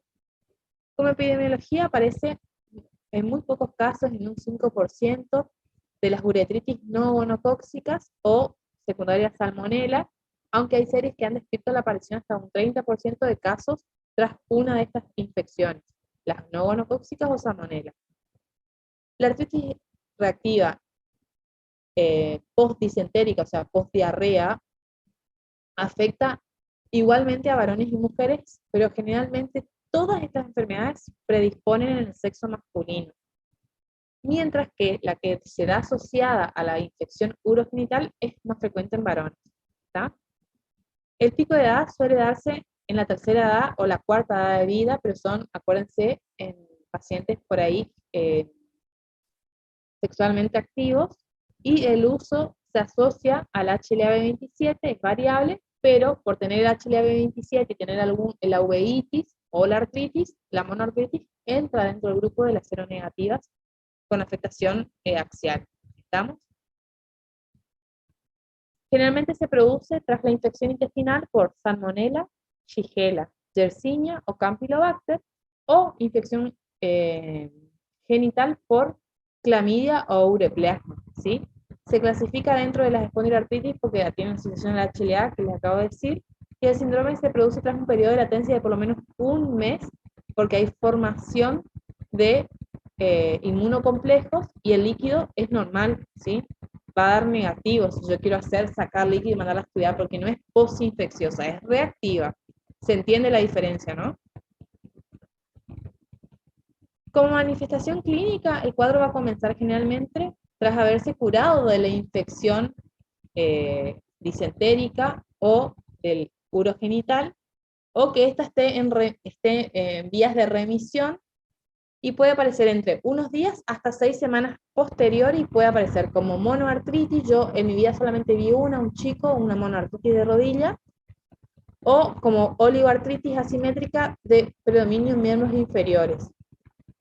La afectación axial se puede dar, pero siempre está relacionada a la HLA-B27, y puede producir otro tipo de espondiloartritis. También puede generarse entesitis o alguna dactilitis, ¿sí? Pero sobre todo es la monoartritis y el antecedente del cuadro infeccioso. Como síntomas constitucionales pueden ser leves, puede ser fiebre alta, malestar general, y puede ocurrir incluso o durante los brotes de la enfermedad. Como síntomas genitourinarios tenemos la uretritis, cervicitis, prostatitis o cistitis, que produce un síndrome miccional y puede tratarse de una manifestación de la infección original o un síntoma reactivo aséptico más. ¿Está? La presencia de estos síntomas obliga a descartar una infección activa, o sea, sí o sí tenemos que hacer un urocultivo y buscar, ¿está? Pero se supone que debía dar negativo. También puede cursar con hematuria micro o macroscópica, y la inflamación crónica puede conducir a la estenosis uretral. Como síntomas de piel y mucosas, que es bastante característico y lo hace que nosotros tengamos que pensar en este tipo de enfermedades, tenemos la queratodermia blenorrágica, que es la lesión cutánea más habitual de las artritis reactivas. Histológicamente es distinguible de la psoriasis, pero es palmoplantar. ¿Está? Son lesiones que empiezan como vesículas claras, con una base eritematosa, que va a progresar a mácula, pápula y al nódulo, que están en plantas, pero también puede afectar dedos, escroto, pene, palmas, tronco y cuero cabelludo, y las lesiones no corresponden con el curso de la enfermedad, pueden aparecer en cualquier momento. ¿Está? Después está la balenitis circinada, que aparece como pequeñas úlceras superficiales en glande. No van a confundir con las úlceras de Behçet que se dan en piel. Y suelen ser estas indoloras, salvo en los pacientes que estén circuncidados, a diferencia del Behçet, que duele un montón, y son úlceras en piel que curan y dejan cicatriz. ¿Está? Otra manifestación es la aparición de úlceras orales, que también no deben ser confundidas con el Behçet. Y estas no suelen ser dolorosas. Y acá les puse una foto donde tenemos la balanitis circinada con la lesión ulcerada del glande y la queratodermia blenorrágica, característica en plantas de pies. Como manifestaciones oculares, también. Es la conjuntivitis, que puede ser crónica y que aparece en 2/3 de los pacientes, con mucha frecuencia es bilateral, a diferencia de lo que veníamos charlando, que generalmente es unilateral y recidivante. La uveitis puede ser otra forma de inflamación ocular que aparece en las reactivas, pero especialmente ya en su fase crónica, cuando tiene varias veces a repetición o se perpetúa asociada al HLA-B27. Y también puede ser parecida a lo que pasa en otros tipos de afectaciones de espondiloartritis axial. Como pruebas de laboratorio no existe una prueba diagnóstica, hay que tener la duda, o sea, el ojo clínico acusado para poder pensar en este tipo de enfermedades, tener leucocitosis, la elevación de la PCR y la eritrosedimentación. Puede haber una orina piúrica aséptica, o sea, va a haber piuria, pero con urocultivo negativo. La positividad del HLA-27 apoya el diagnóstico y hace que se perpetúe el cuadro clínico, inclusive puede que no remitir solo y necesitar tratamiento inmunosupresor, a diferencia del resto que ahora vamos a hablar. Perdón. Y se puede hacer un estudio líquido sinovial con artrocentesis para hacer diagnóstico diferencial de otras causas de monoartritis, como las artritis séptica o las cristálicas.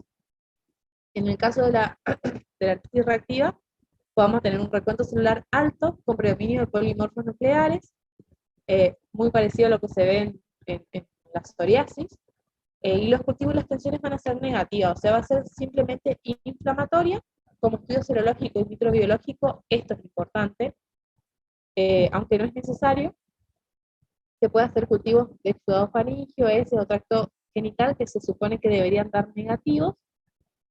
Cuando los síntomas han cedido, ¿sí?, nosotros podemos llegar al diagnóstico de la infección causal buscando una determinación de anticuerpos.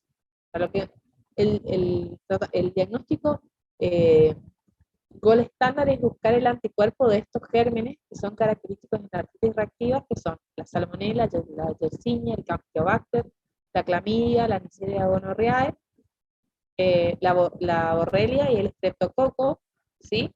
Y vamos a tener los criterios de clasificación, vamos a tener artritis simétrica, monoartritis, oligoartritis en miembros inferiores, y clínica de infección previa, sea o enteritis o uretritis. ¿Está? Como criterios menores vamos a tener la evidencia de infección desencadenante, que ya sea o antecedente de un cultivo positivo para diferentes tipos de causas de artritis reactiva, detección de Clamidia trachomatis en la orina en la mañana, o líquido cefalorraquídeo, o exudado uretral y cervical, y considerar como causa de artritis reactiva posible en los casos de antecedente de infección de clamidia, ureplasma, micoplasma o clostridium, y la evidencia de infección sinovial persistente, ¿sí? En la histología, con detección de PCR para clamidia. Se hace el diagnóstico muy parecido a lo que se hace en la fiebre reumática, 2 criterios mayores o un menor, o 2 menores y un mayor.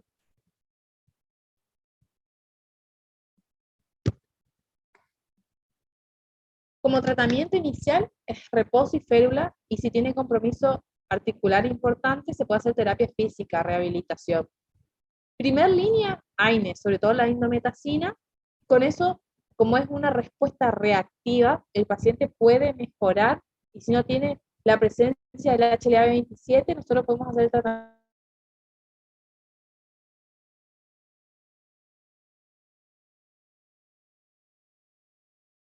No mejore con indometacina, que vos le tengas que poner corticoides, no le puedas sacar y recurra y tenga un HLA-B27 positivo, lo que yo tengo que pensar es agregar un DIMARS, y ahí hablamos de methotrexato, sulfa o leflunomida, pónganle, pero que realmente no está descrita la leflunomida acá.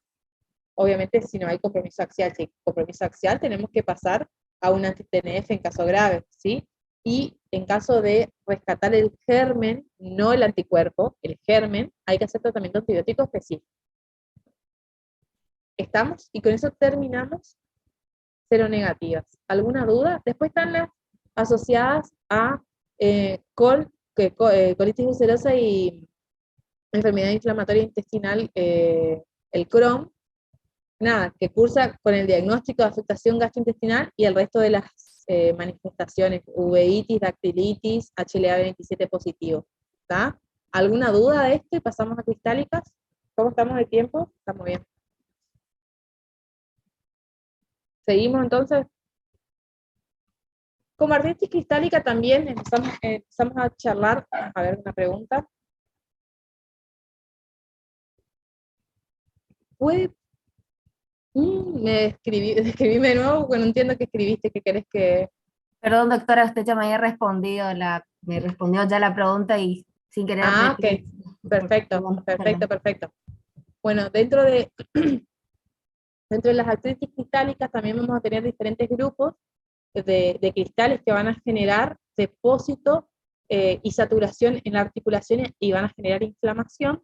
La más conocida va a ser la artritis gotosa, que se da por hiperuricemia.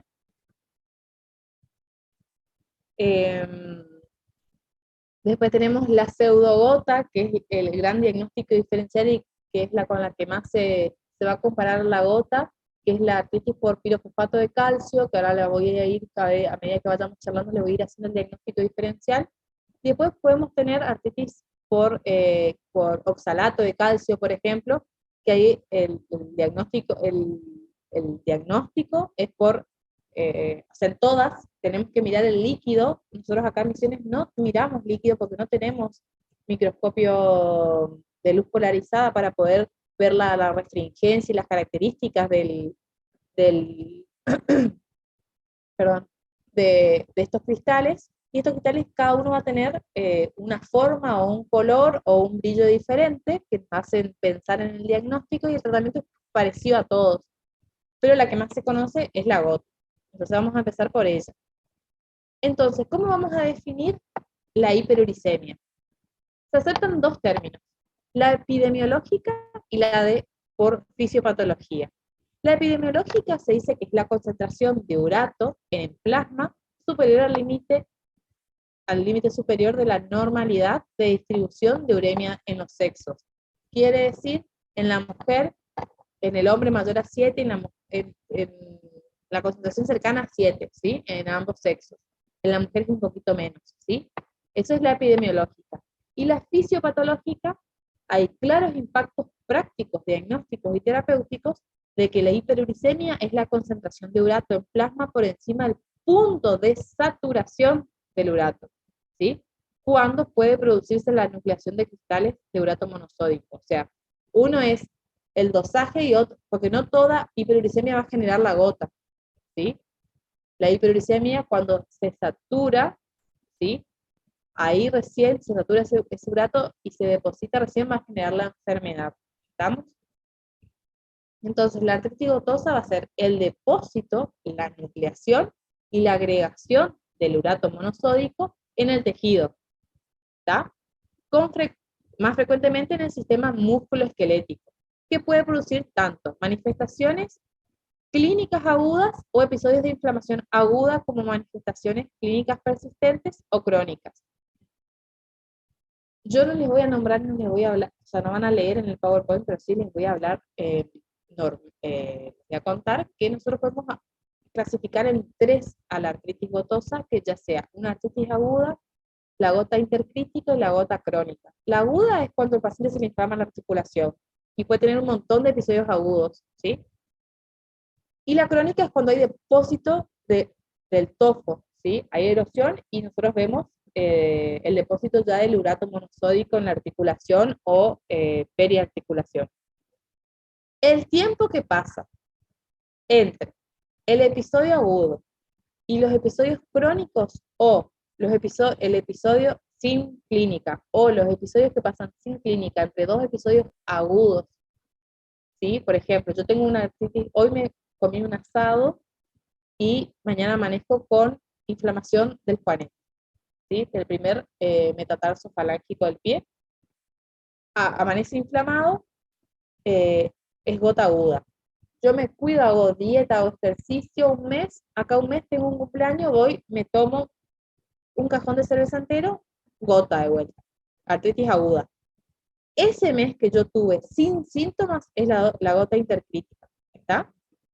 Que muchos apuntan a este tiempo, al tiempo sin crisis, para el tratamiento, para evitar las crisis y que las crisis recurrentes me lleven al depósito del tofo gotoso, y obviamente controlando los valores de ácido úrico.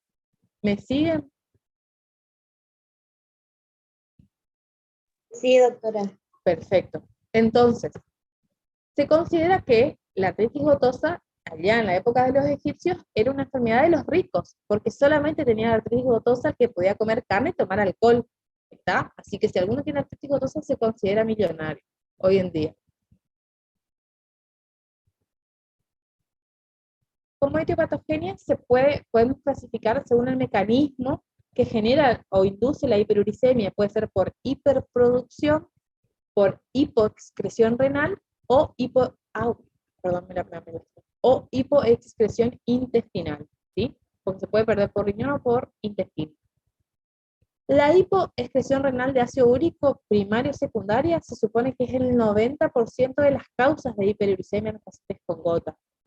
Si hay hiperproducción, ya hablamos de problemas genéticos, y eso ya tenemos que remitirlo al nefrólogo para que estudie y se pueda ver cómo podemos tratar, ¿sí? De otra manera. Generalmente, lo que la mayoría vamos a ver va a ser por hipoexcreción. Como causas de hiperuricemia tenemos primarias y secundarias. La primaria tenemos la hiperproducción de ácido úrico y tenemos que pueden ser idiopáticas por deficiencia de diferentes enzimas, por hiperactividad de otras o la glucogenosis, y por hipoexcreción de ácido úrico que puede ser idiopática. O sea, hay un defecto selectivo de la secreción tubular del ácido úrico en alguna parte del riñón. Y como hiperuricemia secundaria, tenemos la hiperproducción de ácido úrico de origen exógeno, que es lo más común, el nutricional, me comí un asado, me tomé mucho alcohol, ¿sí? La asociación a enfermedades que cursan con aumento del recambio celular, sea psoriasis, enfermedades lipo o mieloproliferativas, anemias hemolíticas crónicas o mononucleosis infecciosa, pueden ser secundarias a fármacos como diuréticos, ¿sí? Laxantes de contacto, tuberculostáticos, ciclosporina, antirretrovirales, secundaria a enfermedad renal como insuficiencia renal crónica, nefropatía familiar, hipertensión arterial, intoxicación crónica por plomo. En general es muy frecuente ver la gota en pacientes panvascular, el paciente diabético, hipertenso, con falla renal, infartado. Yo la verdad que veo pacientes con gota que están internados en la UCO, es clásico. Y muchos son poliarticulares, que no es lo más habitual. Y después tenemos las misceláneas, como acidosis láctica, cetosis, y el hipertiroidismo o el hiperparatiroidismo. Como epidemiología, entonces, es más frecuente en varones adultos y en mujeres menopáusicas. Es mayor en países desarrollados, donde la longevidad, la accesibilidad a medicamentos y los hábitos dietéticos han llevado a una prevalencia de la gota hasta el 1% de la población adulta y el 5% de varones mayores de 65. Nosotros los pobres no podemos comer casi carne, así que no tenemos gota, es lo que nos quiere decir los libros. La gota se ha asociado recientemente a un aumento del riesgo cardiovascular, que es lo que yo les cuento, más allá del valor de la uricemia. Como manifestaciones clínicas podemos tener agudas, que afectan más frecuentemente a las estructuras sinoviales, que es el famoso se me inflamó, se puso rojo, quema de la noche a la mañana, generando artritis, bursitis o afectación tendinosa, generando un edema, ¿sí? Como que se hincha todo el pie, por ejemplo, y pueden hasta tener síntomas asociados sistémicos a la inflamación, malestar, fiebre, se le puede escamar la zona. Casi la mitad presentan afectación del primer metatarso falángico, que lleva casi al 80% de los pacientes a verse. ¿Qué otra artritis afecta el primer metatarso? ¿Saben? Si yo les digo, díganme causas de afectación del primer metatarso del pie o del juanete, hay dos características. Todas pueden afectar, pero características que yo tengo que pensar rápidamente son la gota o las afectaciones, en realidad las artritis cristálicas y la artritis psoriásica. ¿Está? A diferencia de que la artritis reumatoidea tiene una avidez tremenda por la cabeza del quinto metatarso. ¿Sí? Eso también está bueno. Anoten, anoten. Se afectan con mayor predominancia las afectaciones inferiores que las superiores. Generalmente es monoarticular, pero a veces puede ser poliarticular y el tratamiento puede ser difícil y hay veces inclusive que tenemos que usar metotrexato.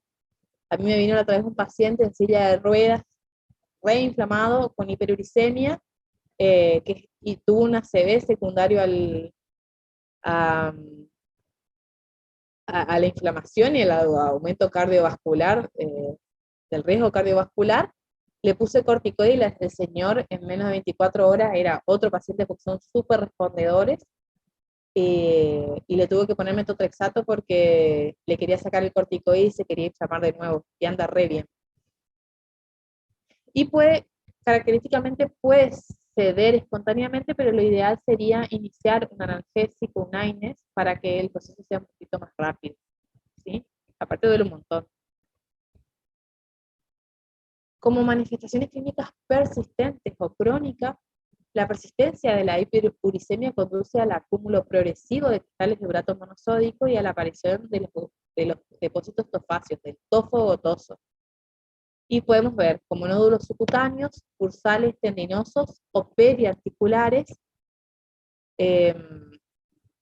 También podemos ver afectación renal. Siempre cuando nosotros vamos a tratar una gota, es de buen actuar médico o una artritis cristálica, es pedirle una ecografía y ver la función renal para definir cuál es el mejor tratamiento y a partir de cuándo vamos a empezar a tratar, ¿sí?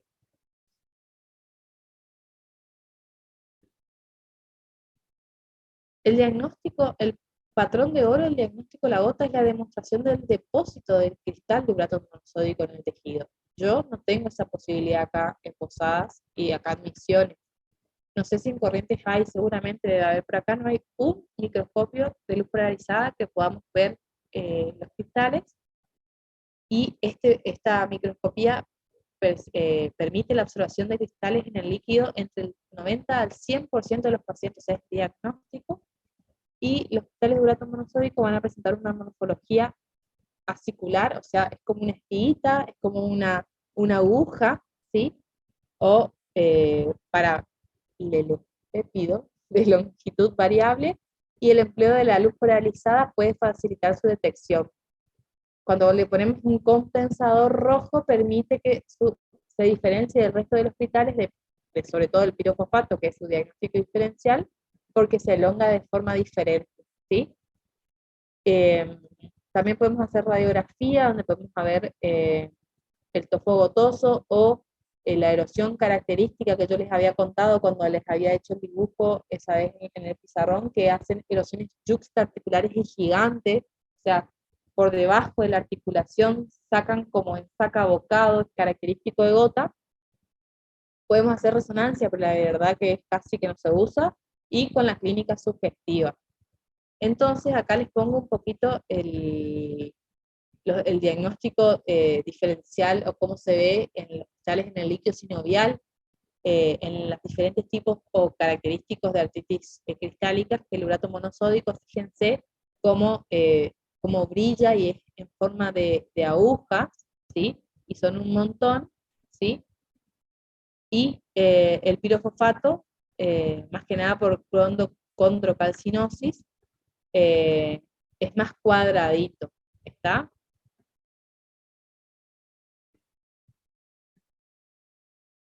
Y acá para mostrarle un poquito lo que vamos a ver en la articulación, fíjense que también puede afectar las interfalángitas dictales, o sea, puede afectar todas las articulaciones, y fíjense cómo genera en saca bocado, como que hubiera alguien vino y se comió toda la articulación.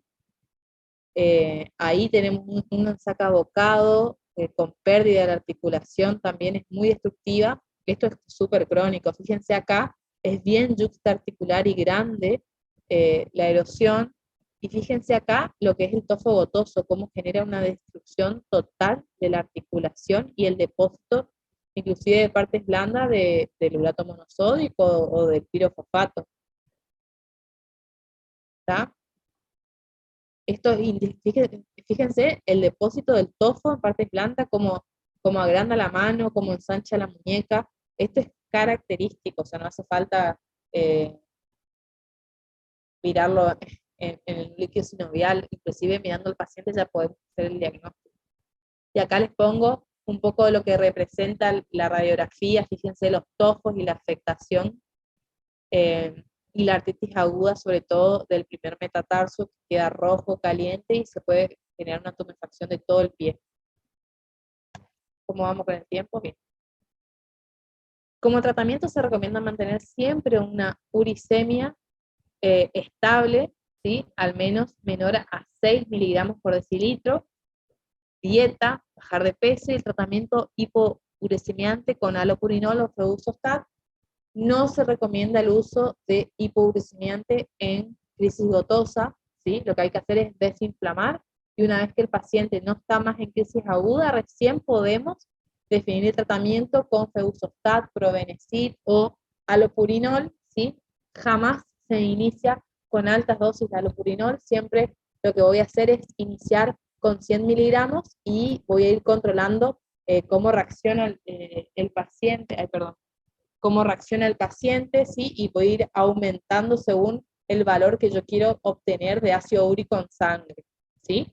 El alopurinol no se usa en falla renal, ahí la indicación es el feusostat, que se usa 80 miligramos día, que ha demostrado que genera una resorción o que se achique el tofo. Obviamente ese tofo gigante que le mostré ahí ya no hay manera de achicarlo, pero en pacientes que tengan tofos chiquititos y haya poco depósito del urato monosódico o de cualquier tipo de artritis cristálica, la indicación es el feusostat, pero es bastante cara a diferencia del alopurinol. ¿Estamos? Eso es todo en gota aguda, que acá les puse un cuadrito más que nada. También se puede usar corticoide cuando hay mucha inflamación y no responde a AINES, ¿sí? Fíjense que primero empieza como con el antiinflamatorio y recién a las 2 a las 3 semanas, recién podemos arrancar el alopurinol y aumentar según el objetivo que queramos conseguir según el ácido úrico. ¿Está? Mientras él esté con alopurinol o ella y tenga un episodio de crisis, no se suspende el alopurinol, se lo mantiene. ¿Está? Perdón, se lo suspende, sí, les dije mal, ¿sí? Se tiene que suspender. El tratamiento de la hiperuricemia sintomática, ¿sí? También, o sea, mayor de 2 episodios de gota al año. O sea, ¿cuándo vamos a tratar la hiperuricemia? No siempre se trata. Cuando tengamos más de 2 episodios de gota al año, cuando tengamos urolitiasis, por eso hay que pedirle la ecografía renal, y cambios radiológicos o artropatía gotosa. No siempre se trata el ácido úrico, ¿está? Vía oral. Generalmente lo que yo le pido al paciente es que haga dieta. Si el paciente viene con un ácido úrico mayor de 12, sí o sí ya le inicio tratamiento, ¿está? Y después la gota intercrítica, que lo que yo quiero hacer es evitar el episodio de inflamación, le doy colchicina, ¿sí? Todos los días 1 miligramo, ¿está? Y acá fíjense que les vuelvo a poner lo mismo, cuál se puede usar en diálisis y cuál no, y los ataques agudos y profilaxis de los ataques con colchicina y AINES, ¿sí? En diálisis se evita, y en enfermedad crónica, si es necesario utilizar con precaución por el riesgo de la neuromielopatía, y generalmente el corticoide es bien tolerado con uso seguro a largo plazo, pero acuérdense que el corticoide es muy lindo, todo muy lindo, pero a largo plazo tiene un montón de efectos adversos. Todo depende como el paciente, porque estos pacientes son panmetabólicos. Entonces, si el riñón nos amerita, podemos usar. ¿Se entendió eso? Primero desinflamo, después una vez que yo desinflamé con AINE o corticoide, recién voy a definir el tratamiento hipouricemiante, ¿sí? Y empiezo a dosis bajas con alopurinol, nunca dosis alta, y en caso de crisis suspendo el alopurinol y mantengo el el antiinflamatorio o el corticoide. Entonces después vamos a empezar a hablar de la pseudogota, que ya no se usa también, no se usa más el término, se usa artritis por pirofosfato de calcio, y se caracteriza por la formación de cristales en el espesor del cartílago articular, ¿sí? Ya tiene otra disposición a diferencia de la gota, que también va a estar en el fibrocartílago y en las lesiones, en las estructuras periarticulares, pero nosotros vamos a ir a buscar característicamente en radiografías la condrocalcinosis, ¿sí? El depósito en el cartílago, ¿está? Las manifestaciones clínicas son semejantes a la de la gota, o sea, puede cursar con episodios de crisis artritis aguda habitualmente, monoarticular y autolimitado. En el examen radiográfico hay presencia de calcificaciones del cartílago hialino o el menisco articular, que es la condrocalcinosis. La enfermedad por pirofosfato de calcio es una enfermedad frecuente, a diferencia de la artritis gotosa que no tiene una predisposición de la edad. Esto es muy frecuente en pacientes de 50 años en adelante. Se considera que es mucho más frecuente en mujeres y se asocia sobre todo si hay una paciente que tiene mucha artrosis y de repente hace un cuadro inflamatorio en mano, en rodilla. Nosotros debemos pensar en artritis por pirofosfato de calcio porque le encanta la sínfisis pubiana, el ligamento triangular de la mano y la rodilla, ¿está? Entonces estos son pacientes añosos, inclusive si el paciente no tiene tanta artrosis, puede llegar y desarrollar una artrosis por cristales, inclusive una de las presentaciones de la enfermedad es artrosis por cristales, y casi que no hay diferencia de la artrosis habitual, ¿está? ¿Por qué ingresan tan tarde todos? Con los sujetos a mayor edad, mayor riesgo de artritis por cristales porque hay mayor predisposición a la artrosis, ¿sí? Entonces, ¿cuáles son las causas que son de tipo metabólica? Podemos tener las 5H, que son el hiperparatiroidismo, la hemocromatosis, la hipomagnesemia, el hipotiroidismo y la hipercalcemia. ¿Estamos? Todas estas pueden generar condrocalcinosis asociadas a otros factores de riesgo como la osteoartritis, que es la artrosis, la diabetes, la hipertensión, que son todos pacientes ya añosos, en edad mayor de 70 años, con antecedentes familiares de artritis cristálicas, cirugía articular previa o traumatismo. Como manifestación clínica, podemos tener artritis goto, artritis aguda, ¿sí? O la artritis asociada al depósito de pirofosfato, ¿sí? Que es genera una artrosis. Como artritis aguda, lo más común de la enfermedad, y por su semejanza a los ataques de gota se justificó el nombre de la pseudogota, que hoy ya no se usa más. Se caracteriza por episodios de artritis de inicio frecuentemente súbito, con intensos signos inflamatorios locales que, en ausencia del tratamiento, pueden durar varias semanas para ir cediendo espontáneamente. Es frecuente la artritis de rodilla, muñeca e incluso la sínfisis pubiana, que nosotros como estudio vamos a ir a buscar radiografía a esos 3 lugares: rodilla, muñeca y sínfisis pubiana. Como crónica, o sea, puede afectar a pocas articulaciones, con preferencia de muñecas y rodillas. La inflamación puede ser persistente, pero con frecuencia resulta más fluctuante o migratoria, ¿sí? Y la artrosis suele ser similar a la artrosis primaria.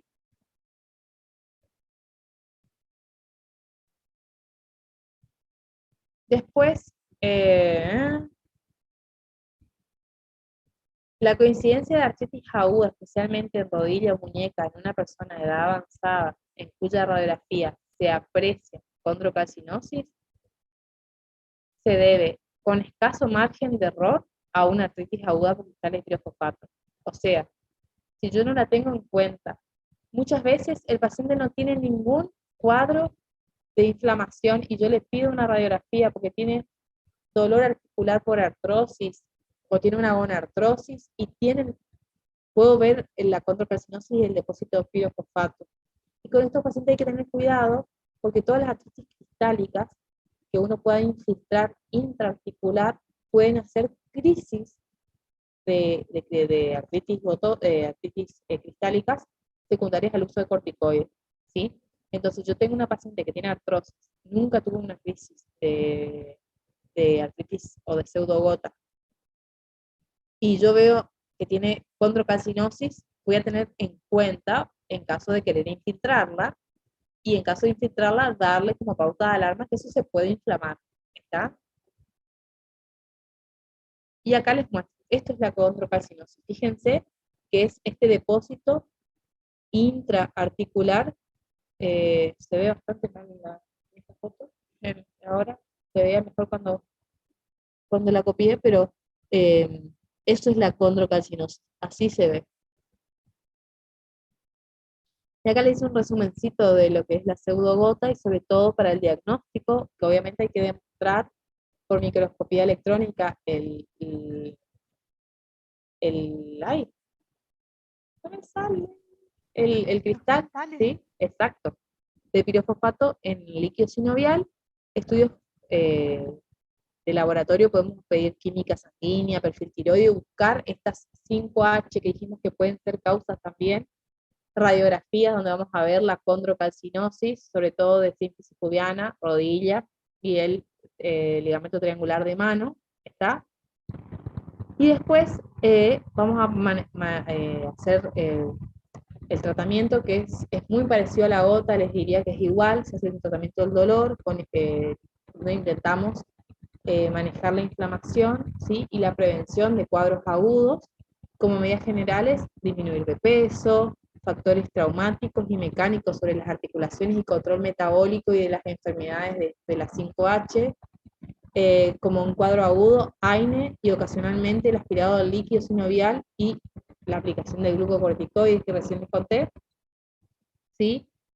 Hielo, reposo, inclusive corticoides vía oral, ¿está? Cuadro crónico, AINES, y colchicina también se puede usar, y la baja dosis de corticoides. Y con eso terminamos. ¿Alguna consulta? Doctora, ¿puede repetir lo que dijo de que hay que tener en cuenta cuando se le quiere infiltrar a una paciente que tiene pseudogota? En realidad no es pseudogota. Los pacientes que tienen artritis cristálica está descrito que al infiltrarle corticoides pueden hacer una reacción y generar artritis. O sea, vos le estás infiltrando por artritis gotosa o pseudogota o de oxalato de calcio y le pones corticoides y puede empeorar el síntoma en vez de mejorar. Eso es un dato de color nomás que yo les tiro para que algún día cuando yo sea viejito ustedes se acuerden de mí. Gracias, Doc. ¿Alguna consulta más? Doctora, ¿no se le hace Sí. cirugía para quitarle los tofos y mejorar el movimiento de la articulación? No, porque dependiendo, porque fíjate que son pacientes que vos le sacás el tofo y pierden la articulación, porque el tofo ya destruyó la articulación y sobre todo eso no se cierra la piel, porque eso queda inclusive como que se abren como poros y puede drenar un material blanquecino, no cicatriza. ¿Cómo es la sintomatología de la conjuntivitis? O sea, el síntoma ocular más frecuente de la artritis reactiva es la conjuntivitis, ¿sí? Y la uveitis es igual a la uveitis de la espondilitis anquilosante, que es bilateral, anterior, recurrente y sobre todo unilateral. La diferencia... ¿Alguien me está hablando o se...? Fíjense igual que la uveitis de la artritis psoriásica puede llegar a ser posterior. ¿Está? Esa es la diferencia entre las diferentes uveitis de estas tres seronegativas.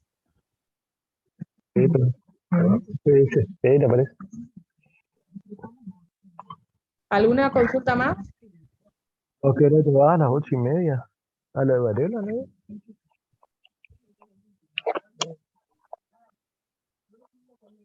¿Alguna duda de todos los temas que estuvimos charlando?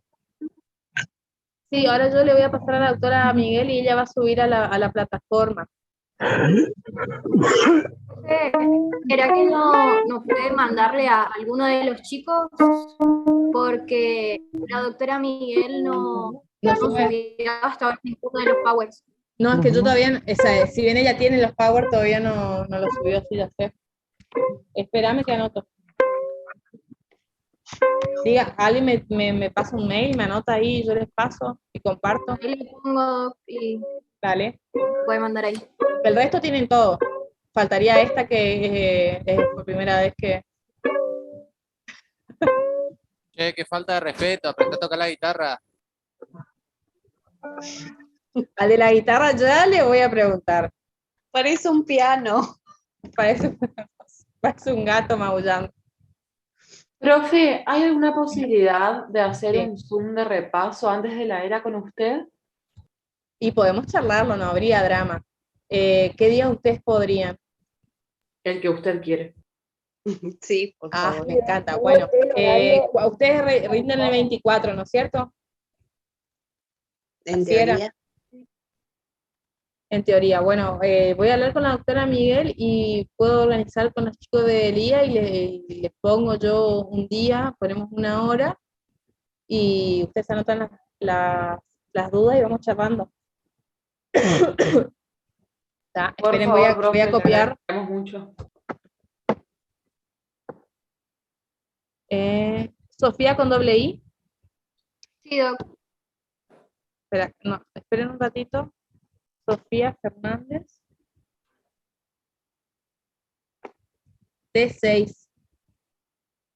¿No es cierto? Profe, si no hay mucha molestia, nos podríamos... Ajá. ¿Cuándo es el parcial de terapéutica? No tengo ni idea, como yo doy solamente una clase, no sé, estoy tan perdida que no sé ni si la materia es anual. La materia no es anual, evidentemente, entonces. ¿O cómo se maneja? Vendría a ser como la quinta era de medicina interna. Okay. Y tratan un montón de medicaciones, no solamente inmunosupresores, ¿no? Claro, sería como la quinta era de medicina, de clínica 2, de medicina interna 2, y eso después se promedia con las otras eras, digamos. Entonces, si no aprobamos la era, tenemos que rendir aparte. No sé cómo es. Ok, les hago una consulta, y es farmacología en general, no solamente lo que yo di. Yo creo que es farmacología Dijeron que iba a ser después. de los temas que dimos, digamos, de cada era. Ok. Farmacología, Igual, dermatología, obviamente de lo que yo di, yo hago preguntas, no se preocupen. ¿Está? Profe, yo tengo una duda, porque estaba buscando, por eso tardé tanto, Ajá. sobre la poliarteritis nudosa, Sí. perdón. Sí, la PAN. Sí, porque yo leí el Farreras en donde decía que la presencia de púrpura, cutánea en un paciente tengo que pensar en otra vasculitis sistémica, no en esa. Y después leí en el CTO y decía como que si yo tengo púrpura, como que tengo que pensar en esta vasculitis también. El Farrera quedó re obsoleto, ¿eh? El Farrera de mi época, yo tengo acá Farrera y tengo Harrison, si a alguien le interesa, pero obviamente son libros troncales, pero que quedaron en el tiempo. Acuérdense que las lesiones de piel vasculíticas, las de tipo leucocitoclástica, son comunes en todas las vasculitis, ¿sí? Todos los tipos de vasculitis pueden tener púrpura. Si bien la púrpura en sí no es característica de ninguna, pueden presentar, o sea, no es que vos tenés que pensar en otra cosa, todas tienen afectación de piel. ¿Está? Si vos tenés que pensar en PAN, sobre todo si tenés dolor testicular, antecedente de hepatitis B, la mononeuritis, ¿está? Con la mano péndula, ¿está? Sí, gracias, profe. Bueno, terminamos. Si quieren, entonces, yo ahora después me comunico con la doctora Miguel y les planteo para que yo pueda hacer una clase de repaso y que se anoten las dudas y despejamos, ¿sí? Gracias, doctora. ¿Está? Bueno, listo. Yo ya les mando, terminamos y les mando, salgo y les mando el mail, ¿sí? Gracias, Doc. Hasta Chao, luego. chao, nos vemos. Un gusto, chicos. Gracias, Más vale que aprueben. Doctora.